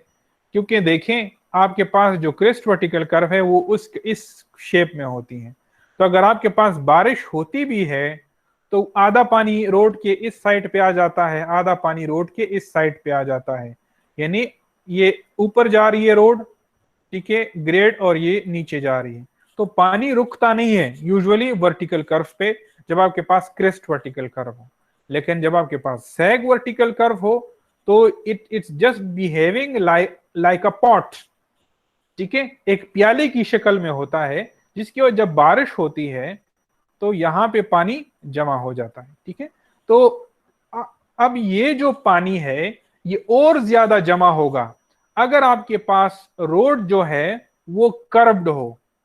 कर्व्ड से क्या मुराद है? ये कर्व्ड है, ये इसको हम कहते हैं, ये पिछली ट्रांसपोर्टेशन 1 में मैंने आपको पढ़ाया था कि ये कर्व स्टोन है। देखें, अगर आपके पास रोड कर्व्ड हो यानी दोनों साइडों से ये कर्व स्टोन लगी हो तो तब जो है ड्रेनेज का क्राइटेरिया और इम्पोर्टेंट जो है वो हम कंसिडर करते हैं, ताकि फिर पानी जो है वो रुकता है और ड्राइवर अनसेफ होता है ऐसी वर्टिकल कर्व पे। तो इस वजह से क्या किया जाता है, क्रेस्ट वर्टिकल कर्व पे ड्रेनेज का क्राइटेरिया चेक नहीं करते, वो सैग वर्टिकल कर्व पे, और वो सैग वर्टिकल कर्व जो कि कर्व्ड हो तो उसमें फिर जो लेंथ है उसमें यह भी चेक किया जाता है कि मिनिमम किसी भी पॉइंट पे मिनिमम स्लोप वो 0.35% से 50 feet of the lowest point से कम ना हो, ठीक है। क्या मतलब है इसका? फॉर एग्जाम्पल ये आपके पास जो है वो लोवेस्ट पॉइंट है। लोवेस्ट पॉइंट क्या होता है? ठीक है, ये एक हॉरिजॉन्टल कर्व है तो ये उस वर्टिकल कर्व है, ये उसका लोवेस्ट पॉइंट है, ठीक है। इस लोवेस्ट पॉइंट की से इस तरफ भी 50 फीट और इस तरफ भी 50 फीट जो स्लोप है वो 0.35% से कम ना हो, ठीक है। यानी इस साइड पे भी स्लोप 0.35% से कम ना हो, इस साइड पे भी स्लोप 0.35% से कम ना हो। यूजुअली ये कम नहीं होता, ज्यादा ही होता है। लेकिन होता यूं है कि जब अगर आपने पैराबोलिक शेप में भी अगर आपने मैट्रिक में वो पैराबोलिक शेप पढ़ी होगी तो उसमें ऑलरेडी यू नो कि जब हम ऊपर जा रहे हैं तो एक पॉइंट आता है कि जहां पे आपके पास एलिवेशन क्या हो जाती है, जो ग्रेड है वो लेवल हो जाता है, जीरो हो जाता है, और यानी it is increasing a point reaches where the gradient is zero, और जीरो के बाद then it again start decreasing, ठीक है। सिमिलरली सैग में भी क्या होता है, it is decreasing, a point reaches, ठीक है, जहां पे द ग्रेडियंट बिकम जीरो, और फिर उसके बाद इट स्टार्ट अगेन इंक्रीजिंग, ठीक है। अब ये जहां पे ये जीरो होता है वो लोवेस्ट पॉइंट है, और पानी जो है उसके जमा होने का खतरा यूजुअली उसी पॉइंट पे होता है।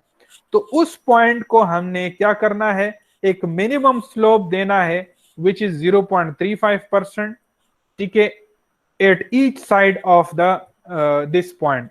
इस साइड पे भी 50 फीट तक, इस साइड पे भी 50 फीट तक, ताकि हम इस लेवल पॉइंट को, इस जीरो स्लोप पॉइंट को यहां से रिमूव करें, और आपके पास क्या होगा, आपके पास जो है वो ड्रेनेज का क्राइटेरिया फुलफिल हो जाएगा, यहां पे पानी जमा नहीं होगा, ठीक है।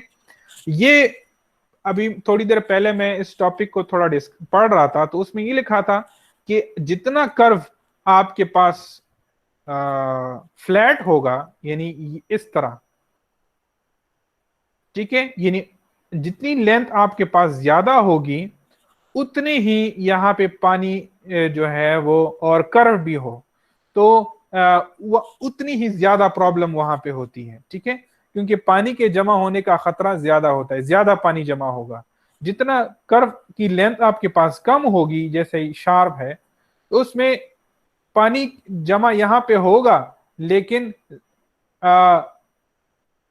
क्या होगा अगर फॉर एग्जाम्पल यहां पे जो है द मोर एरिया, ज्यादा एरिया में जो है वो पानी जमा होगा, ठीक है, और स्लोप की वजह से पानी यहां पे जमा होगा, लेकिन हम क्रॉस ड्रेनेज जो है वो जो जो जो लॉन्गिट्यूडनल स्लोप देते हैं, उस लॉन्गिट्यूडनल स्लोप, ये लॉन्गिट्यूडनल स्लोप है, यहां पे आप देखें वो पानी इधर आ रहा है, लेकिन वो कुछ इस साइड पे चला जाता है, कुछ इस साइड पे, और साइड ड्रेन्स के थ्रू वो निकल जाता है। तो बुक में ये लिखा था कि जितनी आपके पास कर्व ज्यादा फ्लैट होगी, उतनी ही लेंथ ज्यादा होगी, और उतना ही पानी के जमा होने का खतरा वहां पे ज्यादा होता है, ठीक है। आपने सिर्फ इतना इंश्योर करना है कि भाई आपके पास जो लोवेस्ट पॉइंट है, ये जो लोवेस्ट पॉइंट है, उसके इस पार भी 50 फीट, उसके उस पार भी 50 फीट, उसके अंदर अंदर जो स्लोप है वो 0 से 0 ना हो, बल्कि 0 से ज्यादा हो, और वो मिनिमम 0.35%, इससे अगर ज्यादा है वो तो और अच्छी बात है, लेकिन मिनिमम 0.35% हो, ताकि सारा का सारा पानी यहाँ पे जमा ना हो और वो साइड ड्रेन्स तक चला जाए और पानी वहां से बाहर निकले, ठीक है। तो ये क्राइटेरिया है, लेकिन ये भी एग्जीक्यूशन की फेज पे चेक करते हैं, और ये ऑलरेडी हमने डिस्कस कर लिया। अब ये आते हैं एक न्यूमेरिकल क्वेश्चन की तरफ, और जब हम ये न्यूमेरिकल क्वेश्चन सॉल्व कर लेंगे तो आई होप कि ये सारी चीजें आपको क्लियर हो जाएगी। देखें, इस क्वेश्चन में ऑलरेडी गिवन है सेग वर्टिकल कर्व, तो बाय डिफॉल्ट आपको पता है कि फार्मूलाज मैंने सेग वर्टिकल कर्व की यूज करनी है। अगर यहां से मैं ये स्टेटमेंट रिमूव करूं सेग की, और आपको बता दूं कि अ vertical curve which has a slope of -5% with another gradient of +2%, ठीक है। तो आपको खुद फिर आपने चेक करना है कि भाई यहाँ पे जो कर्व बन रहा है वर्टिकल, वो सैग बन रहा है या क्रेस्ट बन रहा है, ठीक है। तो ये भी एक अपने पास नोट करें ये बात, ठीक है। So again I am coming to the statement of the question. A sag vertical curve is to be design, जिसमें पहला ग्रेड G1 आपके पास -5% है। शाबाश, रजिस्टर निकालें, कैलकुलेटर निकालें, बॉल पॉइंट के थ्रू अपने पास डेटा नोट करें। G1 आपके पास क्या है, पहला स्लोप -5%, ठीक है। तो आपके पास पहला स्लोप डिक्रीजिंग है -5%, दूसरा स्लोप जो है वो +2% है, ठीक है। G1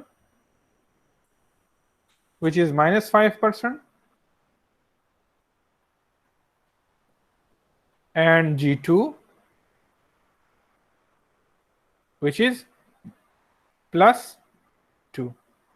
तो ये आपके पास दो ग्रेड्स हैं।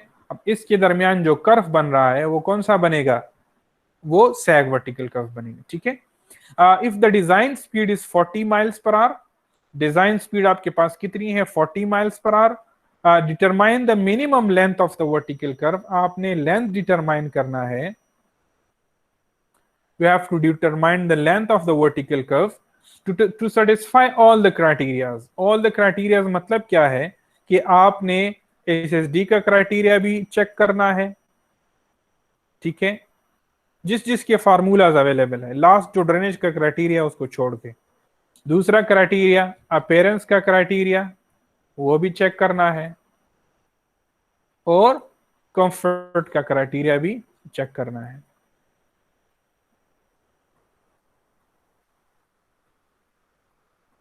ये तीन क्राइटेरिया के ऊपर आपने लेंथ डिटरमाइन करनी है, ठीक है। पहले आते हैं एसएसडी के क्राइटेरिया के ऊपर।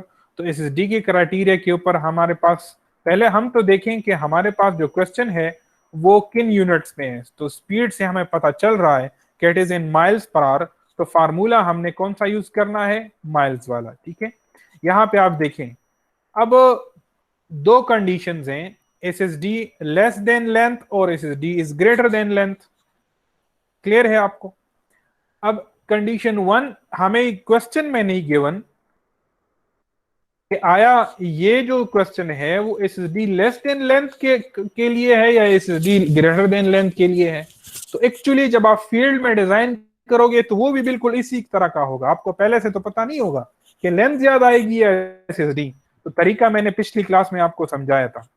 आप क्या करें, पहले तो मैंने इन दो फार्मूलाज को यूज करना है, इनको यूज नहीं करूंगा। क्यों, क्योंकि जो स्पीड है वो मेरे पास माइल्स में है, इस फार्मूले में पहले मैं S S D less than the length of the vertical curve की तरफ जाता हूं। इस फार्मूले में मैं डिटरमाइन करता हूं ए और एस एस डी, ठीक है, और उसके बाद फिर मैं लेंथ डिटरमाइन करता हूं। तो शाबाश, सबसे पहले आप ए डिटरमाइन करें। ए आपके पास क्या आएगा? व्हाट विल बी ए? ए आपके पास क्या आएगा? -5 माइनस इंटू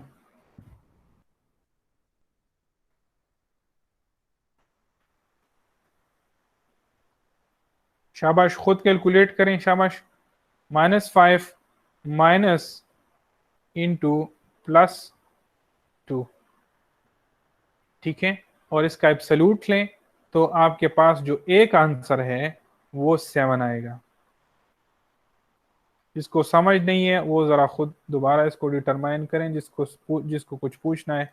तो ए आपके पास 7 आएगा, माइनस इंटू प्लस माइनस आएगा, तो -5 -2 विच इज -7 एब्सोल्यूट से निकलेगा, तो ये आपके पास आएगा +7, ठीक है। ए तो मेरे पास आ गया। दूसरा जो चीज है, अगर मैं फार्मूले की तरफ जाऊं तो मुझे चाहिए एस एस डी, ठीक है। तो एस एस डी आपने कैसे निकालना है? एस एस डी का फार्मूला भी आपको पता है, S S D is equal to 1.47, क्योंकि माइल्स वाला है तो 1.47 यूज करूंगा, v into T plus V square, V square, V F नहीं आएगा क्योंकि डिवाइड बाय 30 इंटू, अच्छा, F which is A by G, ठीक है। अब आप देखें, एक -5 है, एक +2 है। ग्रेटर इसमें कौन सा है, 5 है या 2 है? तो ग्रेटर इसमें से 5 है। अब इस ग्रेटर का नेगेटिव आप यूज करें तो अब डिफॉल्ट में एसएसडी आपके पास ज्यादा आएगी, ठीक है। तो आपने -0.01 इंटू 5, ठीक है, आप ये यूज करें। किसी को समझ नहीं है तो वो मेरे से पूछ सकता है कि वाई, ठीक है, आई विल एक्सप्लेन। एफ की जगह ए बाई जी विच इज 0.347 या 348 आएगा। वी की जगह आप क्या यूज करें?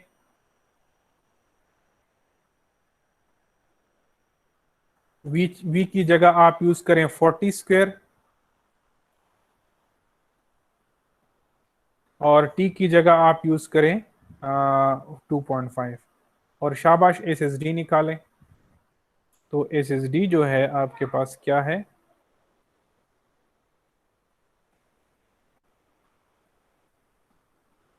शाबाश, कौन मुझे बताएगा? I am going to the chat to see your answers. Good, शाबाश, मेजॉरिटी ऑफ द स्टूडेंट्स ने कैलकुलेट किया है एस एस डी 327 या 326.5, या जितने भी स्टूडेंट्स ने किया। लेट मी टेक इट 327, ठीक है, लेट मी टेक इट 327,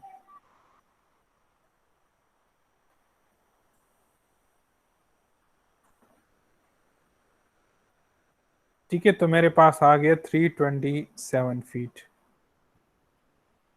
बड़ा आसान क्वेश्चन है, शाबाश। तो एस डी मैंने निकाल लिया और ए भी मैंने निकाल लिया।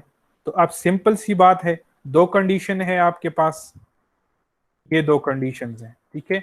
एक के बेस पे भी लेंथ निकालें, दूसरे ए आप पुट करें 7 इसमें, और एस एस डी आप पुट करें 327 या 326 या जो भी है, ठीक है। इसमें भी ए पुट करें आप 7, और एस एस डी आप पुट करें 327। दोनों की बेस पे शाबाश लेंथ डिटरमाइन करें और मुझे बताएं पहले कंडीशन में लेंथ क्या आ रहा है आपके पास। मैं नेक्स्ट स्लाइड की तरफ जाता हूं ताकि थोड़ा सा हमें आसान हो जाए, ठीक है, एक्सप्लेनेशन स्टार्ट। तो पहला कंडीशन मेरे पास है एस एस डी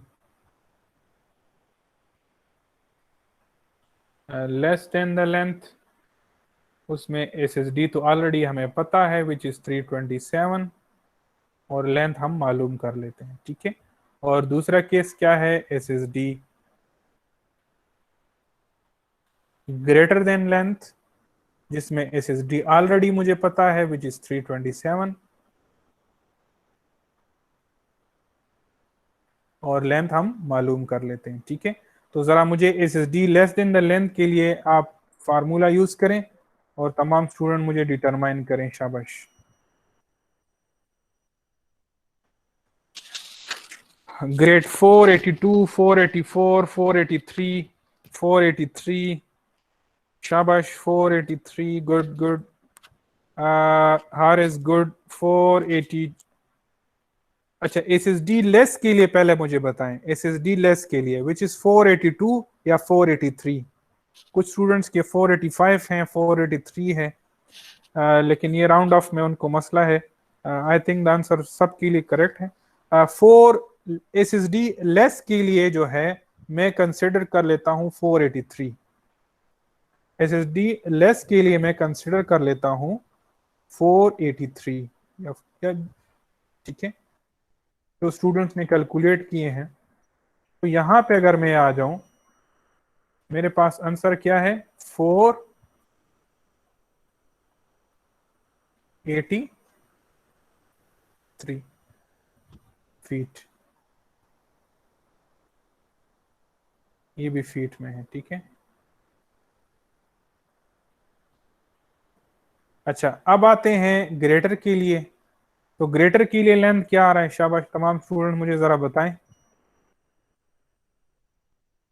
433। ओ हारिस तब ठीक है, विच इज 433, ठीक है। तो दूसरे कंडीशन के लिए हमारे पास क्या है, 433। तो इसमें अगर हम आ जाएं, ये है हमारे पास 433। अब जरा चेक करें कौन से रिजल्ट को हम यूज करेंगे आगे। रिजल्ट देखें, SSD कम है, लेंथ ज्यादा है। कंडीशन कहता है कि SSD ज्यादा होनी चाहिए और लेंथ कम होनी चाहिए। तो कंडीशन और रिजल्ट आपस में कॉन्ट्रडिक्ट कर रही हैं, तो ये रिजल्ट सही नहीं है। यहां पे हम आ जाएं, SSD 327, लेंथ 483। लेंथ ज्यादा है, SSD कम है। कंडीशन कहता है कि SSD कम होनी चाहिए, लेंथ ज्यादा होनी चाहिए। रिजल्ट और कंडीशन दोनों मैच कर रही, इस वजह से ये जो रिजल्ट्स हैं, दीज आर द करेक्ट। तो आपके पास फाइनली जो लेंथ होगा L minimum based upon SSD criteria, वो क्या हो जाएगी, वो आपके पास आ जाएगी 483। आई होप दिस इज क्लियर कि किस तरह जो है वो आप मालूम करते हैं मिनिमम में। ये तो एक कंडीशन के लिए, SSD की कंडीशन के लिए हो गया। अब आते हैं, देखें क्वेश्चन में दूसरा क्राइटेरिया कौन सा है, कंफर्ट का क्राइटेरिया। तो कंफर्ट की क्राइटेरिया के ऊपर भी लेंथ निकाल लेते हैं। मैंने आपको क्या बताया था कि यूजुअली जो कंफर्ट का क्राइटेरिया होगा, अगर आप SSD के निकालते हैं तो कंफर्ट की क्राइटेरिया खुद ब खुद उसमें जो है वो सेटिस्फाई हो जाता है। इसमें A आपने वही 7 यूज करना है, V आपने 40 यूज करना है, डिवाइडेड बाय 46.5। तो कंफर्ट की क्राइटेरिया के लिए क्या आ रहा है, शाबाश। यहाँ पे स्लाइड ऐड कर देता हूँ और स्टूडेंट से पूछ भी लेता हूँ। कंफर्ट के क्राइटेरिया के लिए गुड, शाबाश फायदा 240। कंफर्ट के क्राइटेरिया के लिए मुझे बताएं, comfort criteria, comfort AV square divided bye, okay for the second, good शाबाश। 385 नहीं आ रहा हारून, 240 शाबाश, तकरीबन हाँ बिल्कुल 240, 240 शाबाश कंफर्ट के क्राइटेरिया के लिए, गुड गुड। तमाम स्टूडेंट्स कैलकुलेट कर रहे हैं। तो जो कंफर्ट के क्राइटेरिया के लिए है, वो आपके पास रिजल्ट क्या आ रहा है, वो आपके पास लेंथ आ रहा है based upon comfort criteria,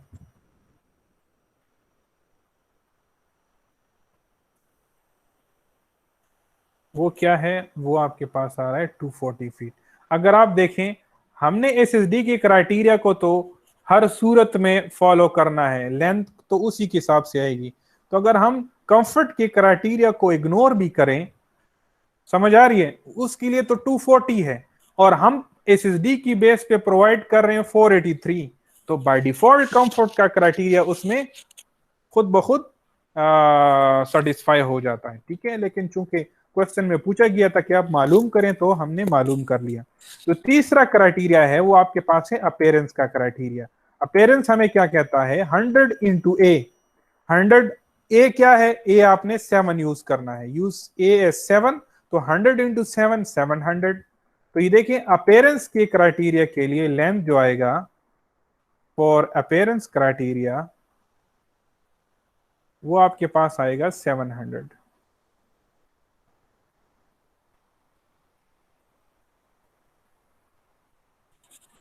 feet. ठीक हो गया। अब इन तीनों में जो सबसे ज्यादा है, एक है 483, यहां पे आप देखें 483 एसएसडी के लिए, 240 कंफर्ट के लिए, और 700 आपके पास क्या है, अपेयरेंस के लिए। इन तीनों में जो सबसे ज्यादा है वो अपेयरेंस के लिए 700। तो यूजुअली हम कौन सा फिर यूज करेंगे, इन तीनों में जो सबसे ज्यादा होगा। तो final length of the curve will be 700 feet. अब देखें, खुद देखें, 483 से 700 पे ऑलमोस्ट 200-300 फीट इंक्रीज कर गया है, समझ आ रही है। अब इससे क्या होगा, डेफिनेटली आपकी कॉस्ट बढ़ेगी। लेकिन ये जो अपेयरेंस का क्राइटेरिया है, it is just for luxury purpose. तो आपके पास जब higher functional classification of roads होती हैं, जस्ट लाइक मोटरवे वगैरह, तो उसमें फिर आप कंफर्ट क्राइटेरिया की बेस पे लेंथ देते हैं। अदरवाइज जो जो जो इकोनॉमिकल भी है और जो बेस्ट है, वो फिर एसएसडी का ही क्राइटेरिया है, जो कि 483 है, ठीक है। तो ऑलरेडी ये चीजें मैं क्लियर कर चुका हूं, आई होप कि यहां आपको क्लियर हो गया है। अब आते हैं नेक्स्ट पॉइंट की तरफ। उसमें क्या है, ये एक टिपिकल लेआउट था जो ऑलरेडी मैंने एक्सप्लेन किया था कि it is the beginning of the vertical curve, it is the end of the vertical curve. ये लेंथ है, जो लेंथ ऑलरेडी हमने डिटरमाइन किया वो ये लेंथ था, ठीक है। T1 T2 आपके पास लेंथ बाय 2 के बराबर होगा, ठीक है। अब हम क्या करते हैं, इन पॉइंट्स की लोकेशन डिटरमाइन करते हैं और इन पॉइंट्स की एलिवेशन को डिटरमाइन करते हैं। उसका तरीकेकार मैं थोड़ा सा आपको एक्सप्लेन करता हूं, ठीक है। क्योंकि जब भी हम वर्टिकल कर्व मालूम करते हैं, उसको डिजाइन करते हैं, तो उसमें दो ही चीजें होती हैं, डिफरेंट पॉइंट्स की लोकेशन और एलिवेशन को डिटरमाइन करना, और लेंथ को डिटरमाइन करना। तो लेंथ तो ऑलरेडी हमने देख लिया कि सेग वर्टिकल कर्व है तो उसके लिए लेंथ कैसे डिटरमाइन करते हैं, क्रेस्ट वर्टिकल कर्व है तो उसके लिए लेंथ कैसे डिटरमाइन करते हैं, ये ऑलरेडी हमने समझ लिया, ठीक है, और सीख भी लिया। अभी आते हैं कि डिफरेंट पॉइंट्स हैं, जैसे बीवीसी है, ईवीसी है, पीवीआई है। इन पॉइंट्स की लोकेशन और इनकी एलिवेशन को कैसे डिटरमाइन करते हैं, ठीक है। तो ये तो टेंजेंट के ऊपर होगा, कर्व के ऊपर इन पॉइंट्स को कैसे डिटरमाइन करते हैं, और उसके लिए फिर हमें वाई फाइंड करना होगा, उसका क्या तरीका कार है, आइए उसको भी समझ लेते हैं। ये कर्व है आपके पास, देखें, एक पॉजिटिव सेग क्रेस्ट वर्टिकल कर्व है, 3% slope followed by a 4% slope, ठीक है। देखें, पहला ग्रेडियंट 3 है, दूसरा ग्रेडियंट आपके पास 4 है।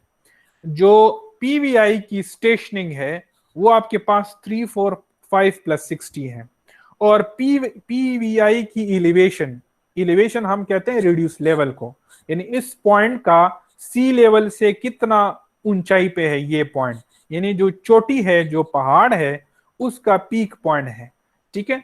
तो वो उसकी एलिवेशन क्या है, वो है 250 फीट, ठीक है। यानी वो एक रेफरेंस पॉइंट से या फिर सी लेवल से उसकी ऊंचाई कितनी है। तो लेट सपोज ये आपके पास 250 फीट है। आपसे क्या पूछा गया है, determine the station and elevations of the BVC and EVC, जहां से आपका कर्व स्टार्ट होगा उसकी स्टेशनिंग, जहां पे आपका कर्व खत्म होगा उसकी स्टेशनिंग, और इनकी एलिवेशंस आपने डिटरमाइन करनी है। बड़ा आसान तरीका है, क्योंकि ये तमाम के तमाम कर्व आपके पास इक्वल टेंजेंट कर्व होती हैं, तो आप क्या कर लेते हैं, आपको लेंथ ऑफ द कर्व अगर नहीं पता, यहां पे तो आपको पता है, अगर नहीं पता तो जो पिछला हमने सीखा कि लेंथ ऑफ द कर्व को कैसे डिटरमाइन करते हैं पिछले न्यूमेरिकल से, उन न्यूमेरिकल्स के थ्रू आपने लेंथ ऑफ द कर्व को डिटरमाइन करना होगा। जब आप length of the curve determine करेंगे तो तब जाके बीवीसी और ईबीसी आप फाइंड कर सकोगे, ठीक है, वरना आप फाइंड नहीं कर सकते। इस क्वेश्चन में आपको ऑलरेडी जो है वो length of the curve given है विच इज 2184 फीट, ठीक है। अब आपके पास दो ग्रेड्स हैं, +3 और -3। अब आपने क्या करना है कि ये जो टेंजेंट है हाफ तो इस साइड पे है और हाफ ऑफ द लेंथ इस साइड पे है। तो अगर इस लेंथ ऑफ द, और ये टोटल लेंथ है आपके पास, अगर इस टोटल लेंथ को मैं हाफ करता हूं तो L/2 इधर आएगा, L/2 आपके पास इस साइड पे आ जाएगा। अब इस स्टेशनिंग से ये जो है, इससे अगर L/2 में माइनस करूं तो मैं इस यहां की स्टेशनिंग तक आराम से पहुंच जाऊंगा, और इसके साथ L/2 प्लस करके मैं इस स्टेशनिंग तक आराम से पहुंच जाऊंगा। तो ये तो बड़ा आसान है। या आप इसके साथ जो है पूरा लेंथ ऐड करें तो वो भी आप यहां तक पहुंच जाएंगे। दोनों तरीकेकार इसमें सही है। तो अगर आप देखें इसको मैंने यहां पे आपके लिए सॉल्व किया है, देखें ये 3 4 5 + 60 है। इससे मैं अगर माइनस करता हूं half of this length, length आपको गिवन है विच इज 2184 फीट। 2184 का हाफ करो तो कितना बनता है, 2184 का हाफ करें तो आपके पास कितना बनता है, 1092 बनता है। आप 1092 इसमें से सब्ट्रैक्ट करें 345 + 92 से, तो आपके पास ये स्टेशनिंग आ जाएगी which is the stationing of the BVC. अब इस बीवीसी की स्टेशनिंग के साथ, ये है बीवीसी की स्टेशनिंग, इसके साथ 2184 आप ऐड करें यानी total length of the curve, तो आप पहुंच जाएंगे कहां तक, ईवीसी की स्टेशनिंग तक आप पहुंच जाएंगे। आई होप कि ये भी क्लियर है आपको। स्टेशनिंग का तरीकाकार मैंने आपको पहले लेक्चर में समझाया था जहां पे हमने वो हॉरिजॉन्टल अलाइनमेंट स्टार्ट लिया था। अब इसमें जो समझने वाली चीज है वो है एलिवेशन को डिटरमाइन करना।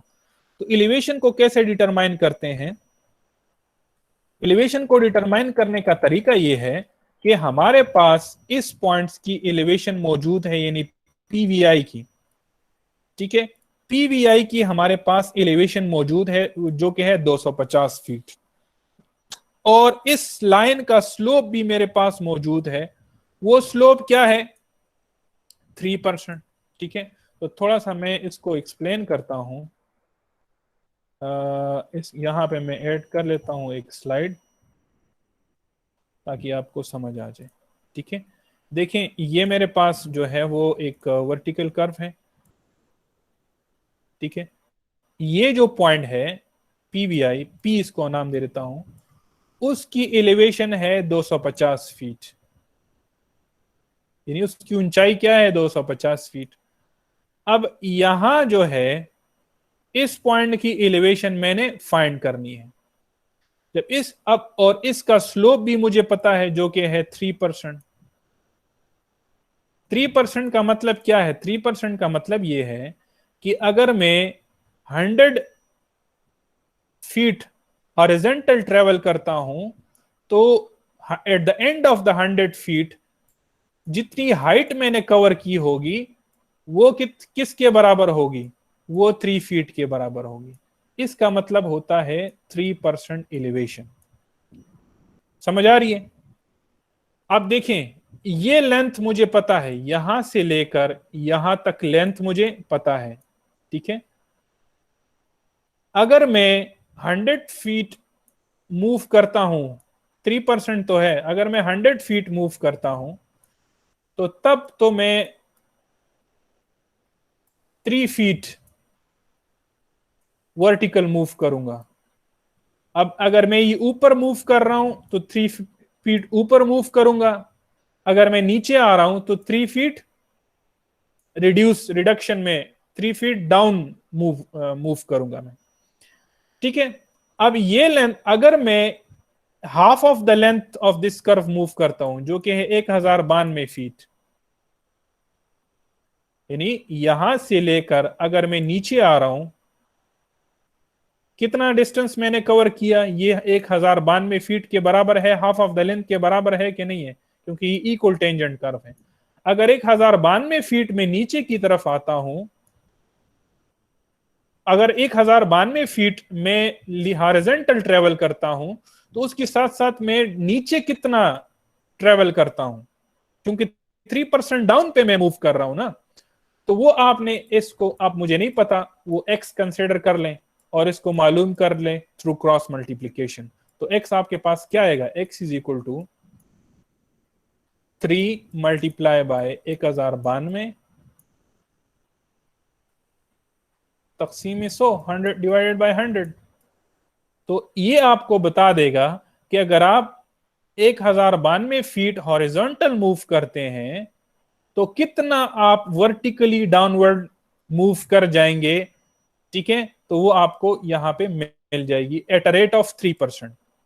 तो जरा आप मालूम करें, 3 इंटू 1092, आप जरा चेक करें कि कितना आपके पास आ रहा है। 3 इंटू 1092 डिवाइडेड बाय 100, यानी 32.76 फीट आप डाउनवर्ड मूव करते हैं। ठीक है, तो इट मींस कि एक्स आपके पास क्या है,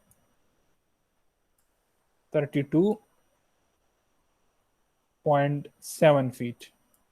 इसका मतलब क्या है कि अगर आप इस पॉइंट से इस पॉइंट तक पहुंचते हैं तो आप इस 250 से 32.7 फीट माइनस करेंगे तो आपको इस पॉइंट की एलिवेशन मूव मिल जाएगी। तो इस पॉइंट की एलिवेशन क्या होगी, 250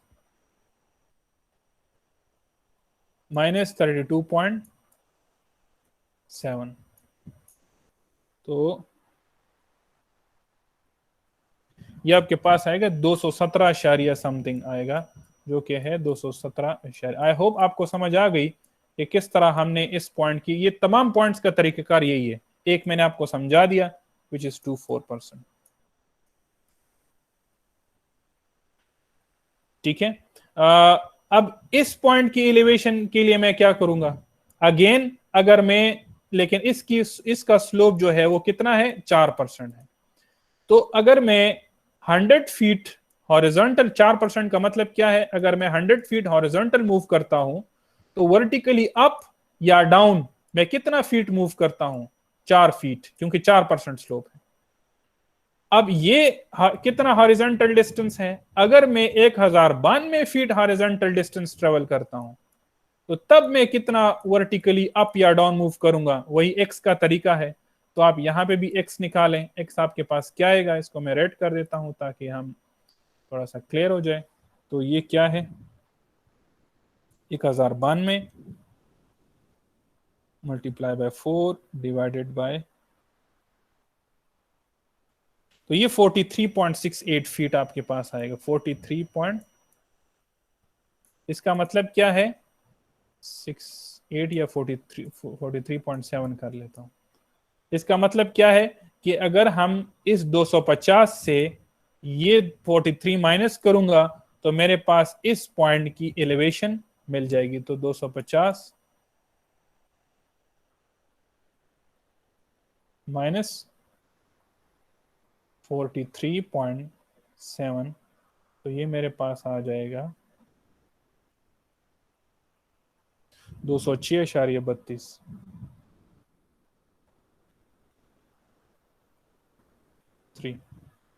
यहां पे मैंने देखें, एक वैल्यू मैंने निकाली 217 और दूसरे मैंने निकाली 206। यहां पे रिजल्ट में आप देख सकते हैं, देखिए 217.24 और 206.32। आई होप कि आपको क्लियर हो गया होगा कि किस तरह जो है हम 250 से देखें, 250 से 3% स्लोप पे हमने 1092 में माइनस किया। इस तरीके से भी आप कर सकते हैं, और जो तरीका मैंने आपको समझाया क्रॉस मल्टीप्लीकेशन से, कि 100 फीट जो है वो 3 फीट वर्टिकल कवर करते हैं, अगर आप 100 फीट हॉरिजॉन्टल कवर करते हैं तो 1092 feet which is half of the length है, उसमें आप कितना वर्टिकल कवर करेंगे, उससे आप x निकालें और इस 250 से माइनस करें। ठीक है, सिमिलरली 4% के लिए भी x निकालें और 250 से माइनस करें, आपको खुद ब खुद जो है वो elevation of the end start and end of the vertical curve मिल जाएगी। अगर इसमें किसी का कोई सवाल है, कहाँ किसी को समझ नहीं आई है, तो आप मेरे से पूछ सकते हैं। You can ask me if you have any questions.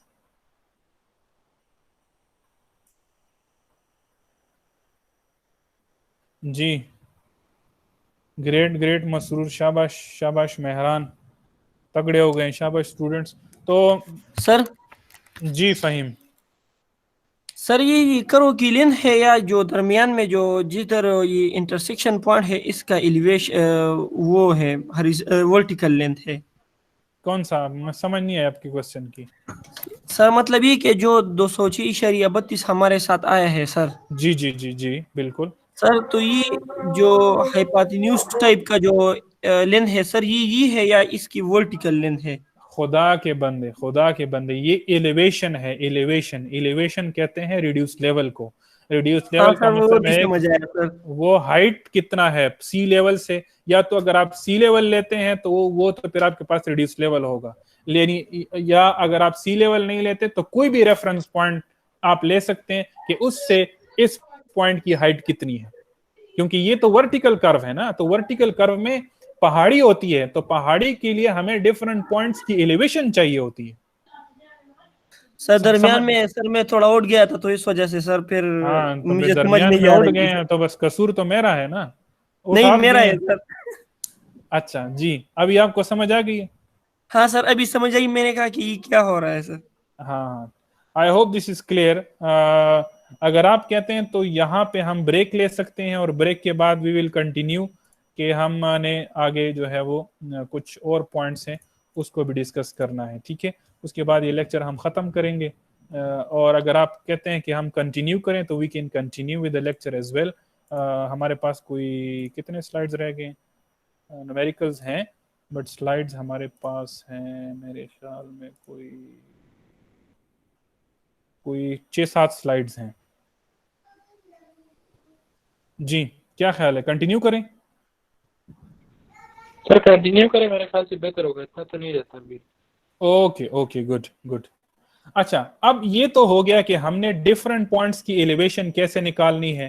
ठीक है, यहाँ पे हमने क्लियर कर दिया कि स्टार्ट का एलिवेशन पॉइंट, एंड का, पीवीआई का हमें ऑलरेडी पता था। ठीक है, लेकिन ये जो पॉइंट्स थे यहाँ पे और यहाँ पे, तो ये पॉइंट्स टेंजेंट लाइन की भी है और यही पॉइंट्स आपके पास कर्व की भी है।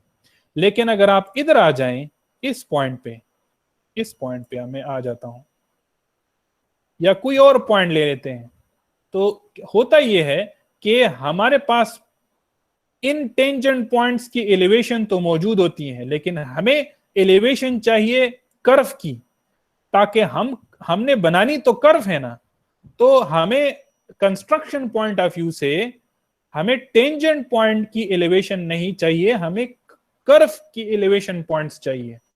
तो कर्व के एलिवेशन पॉइंट निकालने के लिए हम क्या करते हैं, हमें टेंजेंट पॉइंट की एलिवेशन पॉइंट से एक ऑफसेट निकालते हैं। इस ऑफसेट को हम कहते हैं y, उसका अपना फार्मूला है, वो मैं आगे एक्सप्लेन करूंगा। ये जब हम y निकाल लेते हैं तो इस टेंजेंट के का जो एलिवेशन पॉइंट है, इससे ये y सब्ट्रैक्ट करेंगे तो हमारे पास वो तमाम पॉइंट्स की एलिवेशन आ जाएगी जो कर्व के एलिवेशन पॉइंट्स हैं। तो इस तरह कर्व के तमाम पॉइंट्स की जब एलिवेशन आ जाएगी, इन तमाम पॉइंट्स को आप मिला लेंगे and you will get the required vertical curve. समझ आ रही है? क्योंकि आपके पास जो मौजूद होता है वो एक पहाड़ी की शक्ल में होता है, वो एक पहाड़ी होती है, उस पहाड़ी को आपने काटना है। ठीक है, अब आपने कितना काटना है वो आपको तभी पता चलेगा कि जब आपको इस वर्टिकल कर्व की एलिवेशन पॉइंट्स आपको पता चल जाएंगे। तो इन वर्टिकल कर्व के एलिवेशन पॉइंट्स के लिए हम क्या करते हैं, हम ये y निकालते हैं which is the vertical offsets, और उस वर्टिकल ऑफसेट से इस टेंजेंट के एलिवेशन से ये वर्टिकल ऑफसेट y सब्ट्रैक्ट करते हैं, तो हमें वो पॉइंट्स मिल जाते हैं जिसके ऊपर ये कर्व बनेगा। समझ आ रही है? सेक के क्रिस्ट के लिए ये आपने इससे सब्ट्रैक्ट करने हैं। सेक के लिए क्या करना होगा? सेक तो ये है, सेक के लिए इन पॉइंट्स की एलिवेशन आपके पास होती है, यानी इस वैली की, इस वैली के साथ आपने इस y को ऐड करना होगा। जब y ऐड करेंगे तो तब आपके पास उन पॉइंट्स की एलिवेशन आपको मिल जाएगी जहां जिससे ये कर्व बनेगा। तो ये आपको मिलेगा, इसी से आप एरिया निकालोगे कि कितनी फिलिंग होगी इस रीजन में, to get the required curve, to get the required crest vertical sag vertical curve. ठीक है। अच्छा, अब इस y को निकालने का भी तरीका मैं समझाऊंगा, लेकिन उससे पहले एक और चीज समझानी है, और वो है हाईएस्ट और लोवेस्ट पॉइंट को डिटरमाइन करना, उसकी लोकेशन को डिटरमाइन करना। चाहे आपके पास ये देखें ये सैग वर्टिकल कर्व है, उसमें एक पॉइंट ऐसा होता है जो जिसकी एलिवेशन सबसे लोएस्ट होती है, जो सबसे गहराई पे होता है, तो उसको हम लोएस्ट पॉइंट कहते हैं। और जो क्रेस्ट वर्टिकल कर्व होता है उसमें एक पॉइंट ऐसा होता है जिसकी एलिवेशन सबसे हाईएस्ट होती है। तो सैग वर्टिकल कर्व के लिए लोकेशन मतलब कि यानी यहां से ये कितना दूर है, लोकेशन इसको कहते हैं। तो location of the highest point, lowest point for location of the lowest point for crest sag vertical curve and location of the highest point for crest vertical curve। ये देखें लोकेशन का मतलब क्या है कि ये इस पॉइंट से ये जो हाईएस्ट पॉइंट है ये कितना दूर है, x। ठीक है, उसका तरीकेकार क्या है? उसका तरीकेकार के लिए अपना फार्मूला है -G1L divided by G2 -G1। शाबाश, नोट करें जरा अपने पास फार्मूला। -G1 आपके पास पहला ग्रेड है, L is the length of the curve, G2 आपके पास दूसरा ग्रेड है, और G1 आपके पास पहला ग्रेड है। इसमें ये जो माइनस है ये फार्मूले के माइनस है, ये अपने आपने एज इट इज यूज करने हैं, और जो ग्रेड के माइनसेस हैं वो आपने इसके साथ यूज करने हैं। यहाँ पे मैंने care must be taken to address the sign of the grade. अगर आप ये लास्ट सेंटेंस पढ़े तो इसमें मैंने ऑलरेडी मेंशन किया है कि आपने ग्रेड के साइन को और फार्मूले के साइन को आपस में छेड़ना नहीं है। ग्रेड का साइन अपना लगेगा, फार्मूले का साइन अपना लगेगा। तो ये फार्मूला है जिसकी मदद से आप लोकेशन डिटरमाइन करोगे कि भाई ये point from the beginning of the vertical curve कितना दूर है, यानी जो लोवेस्ट पॉइंट है वो स्टार्ट से कितना दूर है, या जो हाईएस्ट पॉइंट है वो beginning of the vertical curve से कितना फासले पे है। क्लियर है? तो वो ये आपको basically location of the highest and lowest point बताएगा। जरा यहां पे इस क्वेश्चन की तरफ आते हैं, आपको क्लियर हो जाएगा। लेट्स सपोज अगर आपके पास एक G1 जो है वो -3.5% है, G1 आपके पास कितना है -3.5%, और G2 आपके पास है +0.5%। तो शाबाश, मुझे जरा आप बता सकते हैं, अगर आपके पास लेंथ जो है वो 600 फीट है, तो आप मुझे बता सकते हैं इस फार्मूला से लेंथ आपके पास क्या है 600 फीट, G1 आपके पास कितना है 3.5 है, 3.5 है ना? यस 3.5 है, लेकिन -3.5 है। और G2 आपके पास कितना है? G2 आपके पास +0.5 है। तो जरा फार्मूले में से आप मुझे x बता सकते हैं कि व्हाट वुड बी x? तो x आपके पास कैसे आएगा? ये माइनस अपनी जगह आएगा, ब्रैकेट के अंदर G1 लिखूंगा जो कि है -3.5 इंटू L। L आपके पास कितना है 600 डिवाइडेड बाय G2 आपके पास कितना है?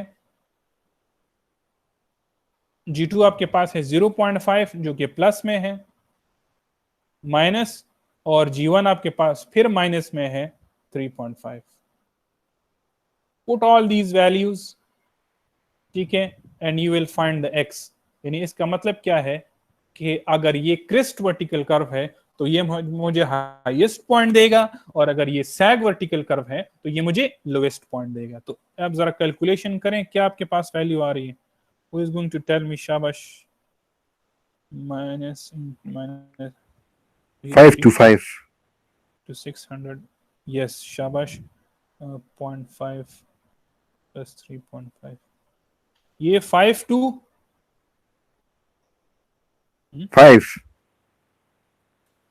to 5 यानी इसका मतलब क्या है कि एक्स आपको दे रहा है 525 फीट। 525 फीट का क्या मतलब है?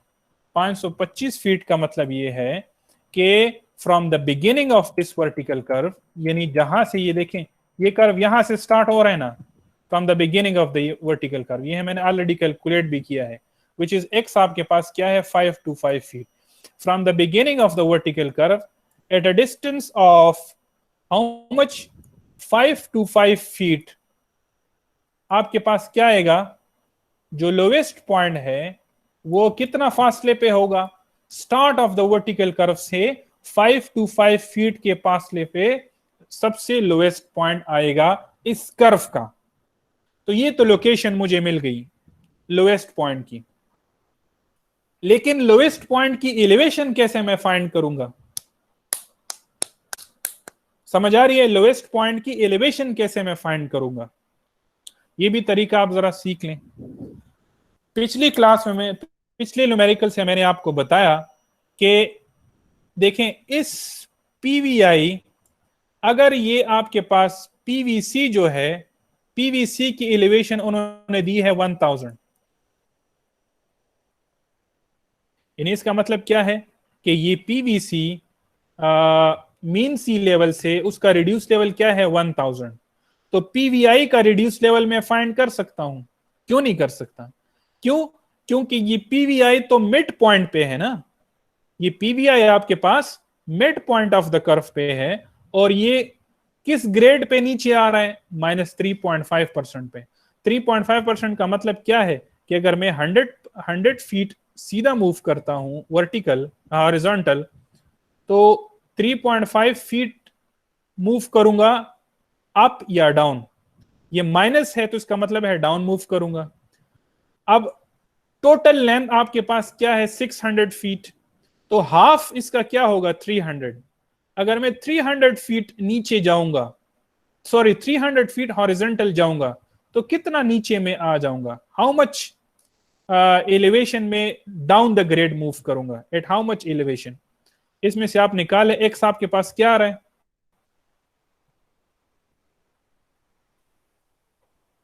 300 मल्टीप्लाई बाय 3.5 डिवाइडेड बाय 10.5। 10.5। तो इसका मतलब क्या है कि ये जो पीवीआई है वो पीवीसी से 10.5 फीट नीचे है। क्लियर हो गया आपको? ये पीवीआई पीवीसी से 10.5 फीट नीचे है। अब इसकी एलिवेशन मुझे पता है 1000, और ये भी मुझे पता है कि ये 10.5 नीचे है, तो इसकी एलिवेशन में फाइंड कर सकता हूं कि नहीं कर सकता? 1000 से 10.5 माइनस करें, आपको 989.5 मिल जाएगा। आप जरा चेक करें, 1000 से 10.5 माइनस करें तो आपको 989.5 मिल जाएगा, which is the elevation of the PVI. Clear हो गया? अब देखें, ये सारा हम टेंजेंट के ऊपर मूव कर रहे हैं। जरा मैं एलिवेशन निकालना चाहता हूं,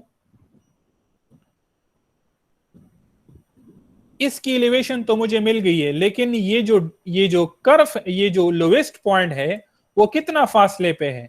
वो तो 525 फीट फासले पे है। तो 300 फीट तक तो मैं ये यहां पे आ गया हूं। इस साइड पे कितना डिस्टेंस मेरे पास बचा है?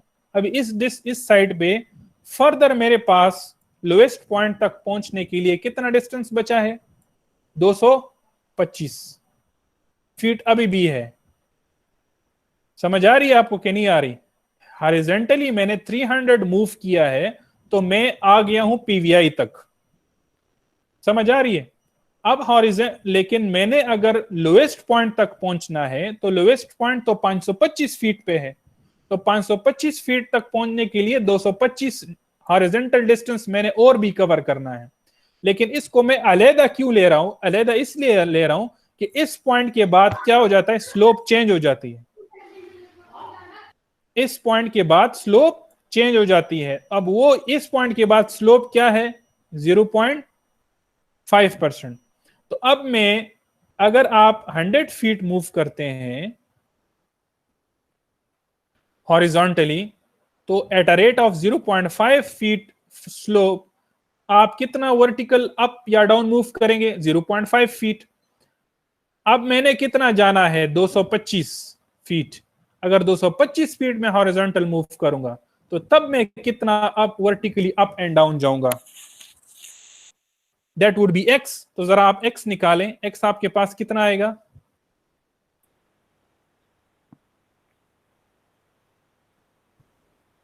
0.5 multiplied by 1.125 divided by 100, exactly 1.125 feet. अब देखें इसकी एलिवेशन मुझे पता है 9.5 फीट। अब अगर इसके बाद में फर्दर इस स्लोप पे आगे मूव करूंगा 225 फीट, तो तब उसके साथ ऐड करेंगे सर। एग्जैक्टली इसके साथ ऐड करेंगे। तो ये मैंने ऐड कर लिया, ये आपके पास बन गया, देखिए 989.5 के साथ आप ऐड करें 1.125, तो ये 990.625 बनेगा। समझ आ गई आपको कि ये डिफरेंट पॉइंट्स कैसे आपके पास आए? जरा मैं रिमूव कर लेता हूं ताकि आपको क्लियर हो जाए।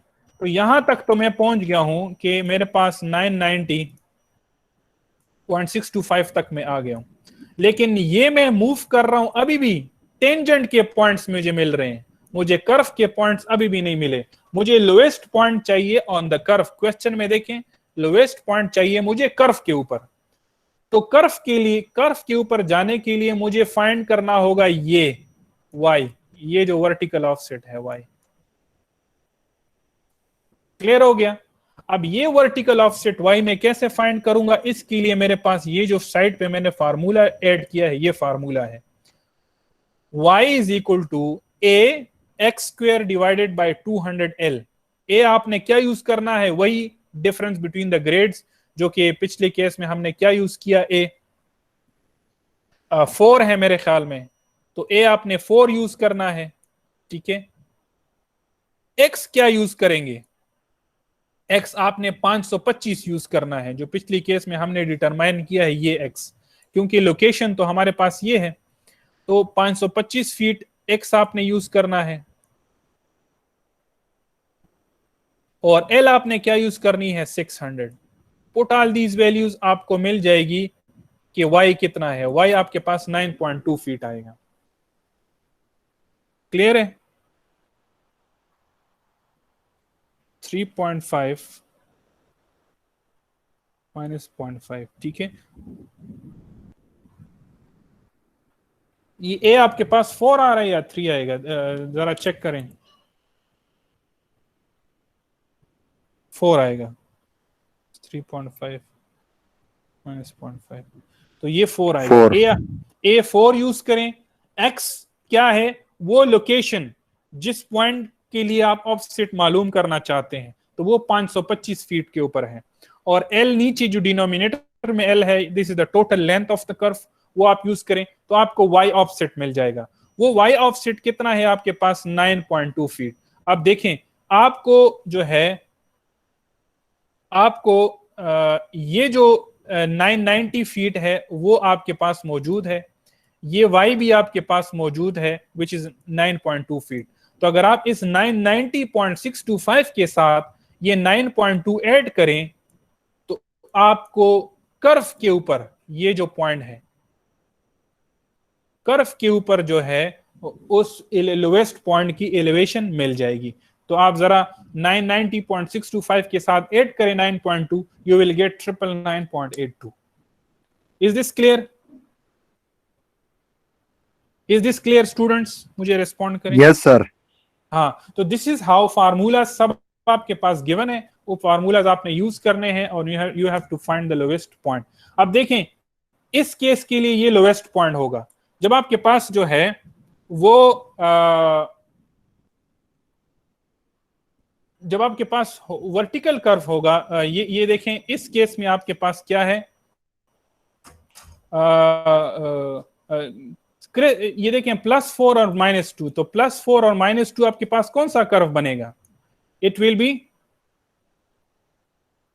प्लस केस में आपके पास बनेगा +4 और -2, तो इस केस में आपके पास बनेगा क्रेस्ट वर्टिकल कर्व, और क्रेस्ट की केस में जो y आपके पास आएगा वो इस शेप में आएगा y। तो आपने कर्व तक पहुंचने के लिए क्या करना होगा? y को ऐड करना होगा, सॉरी y को सब्ट्रैक्ट करना होगा।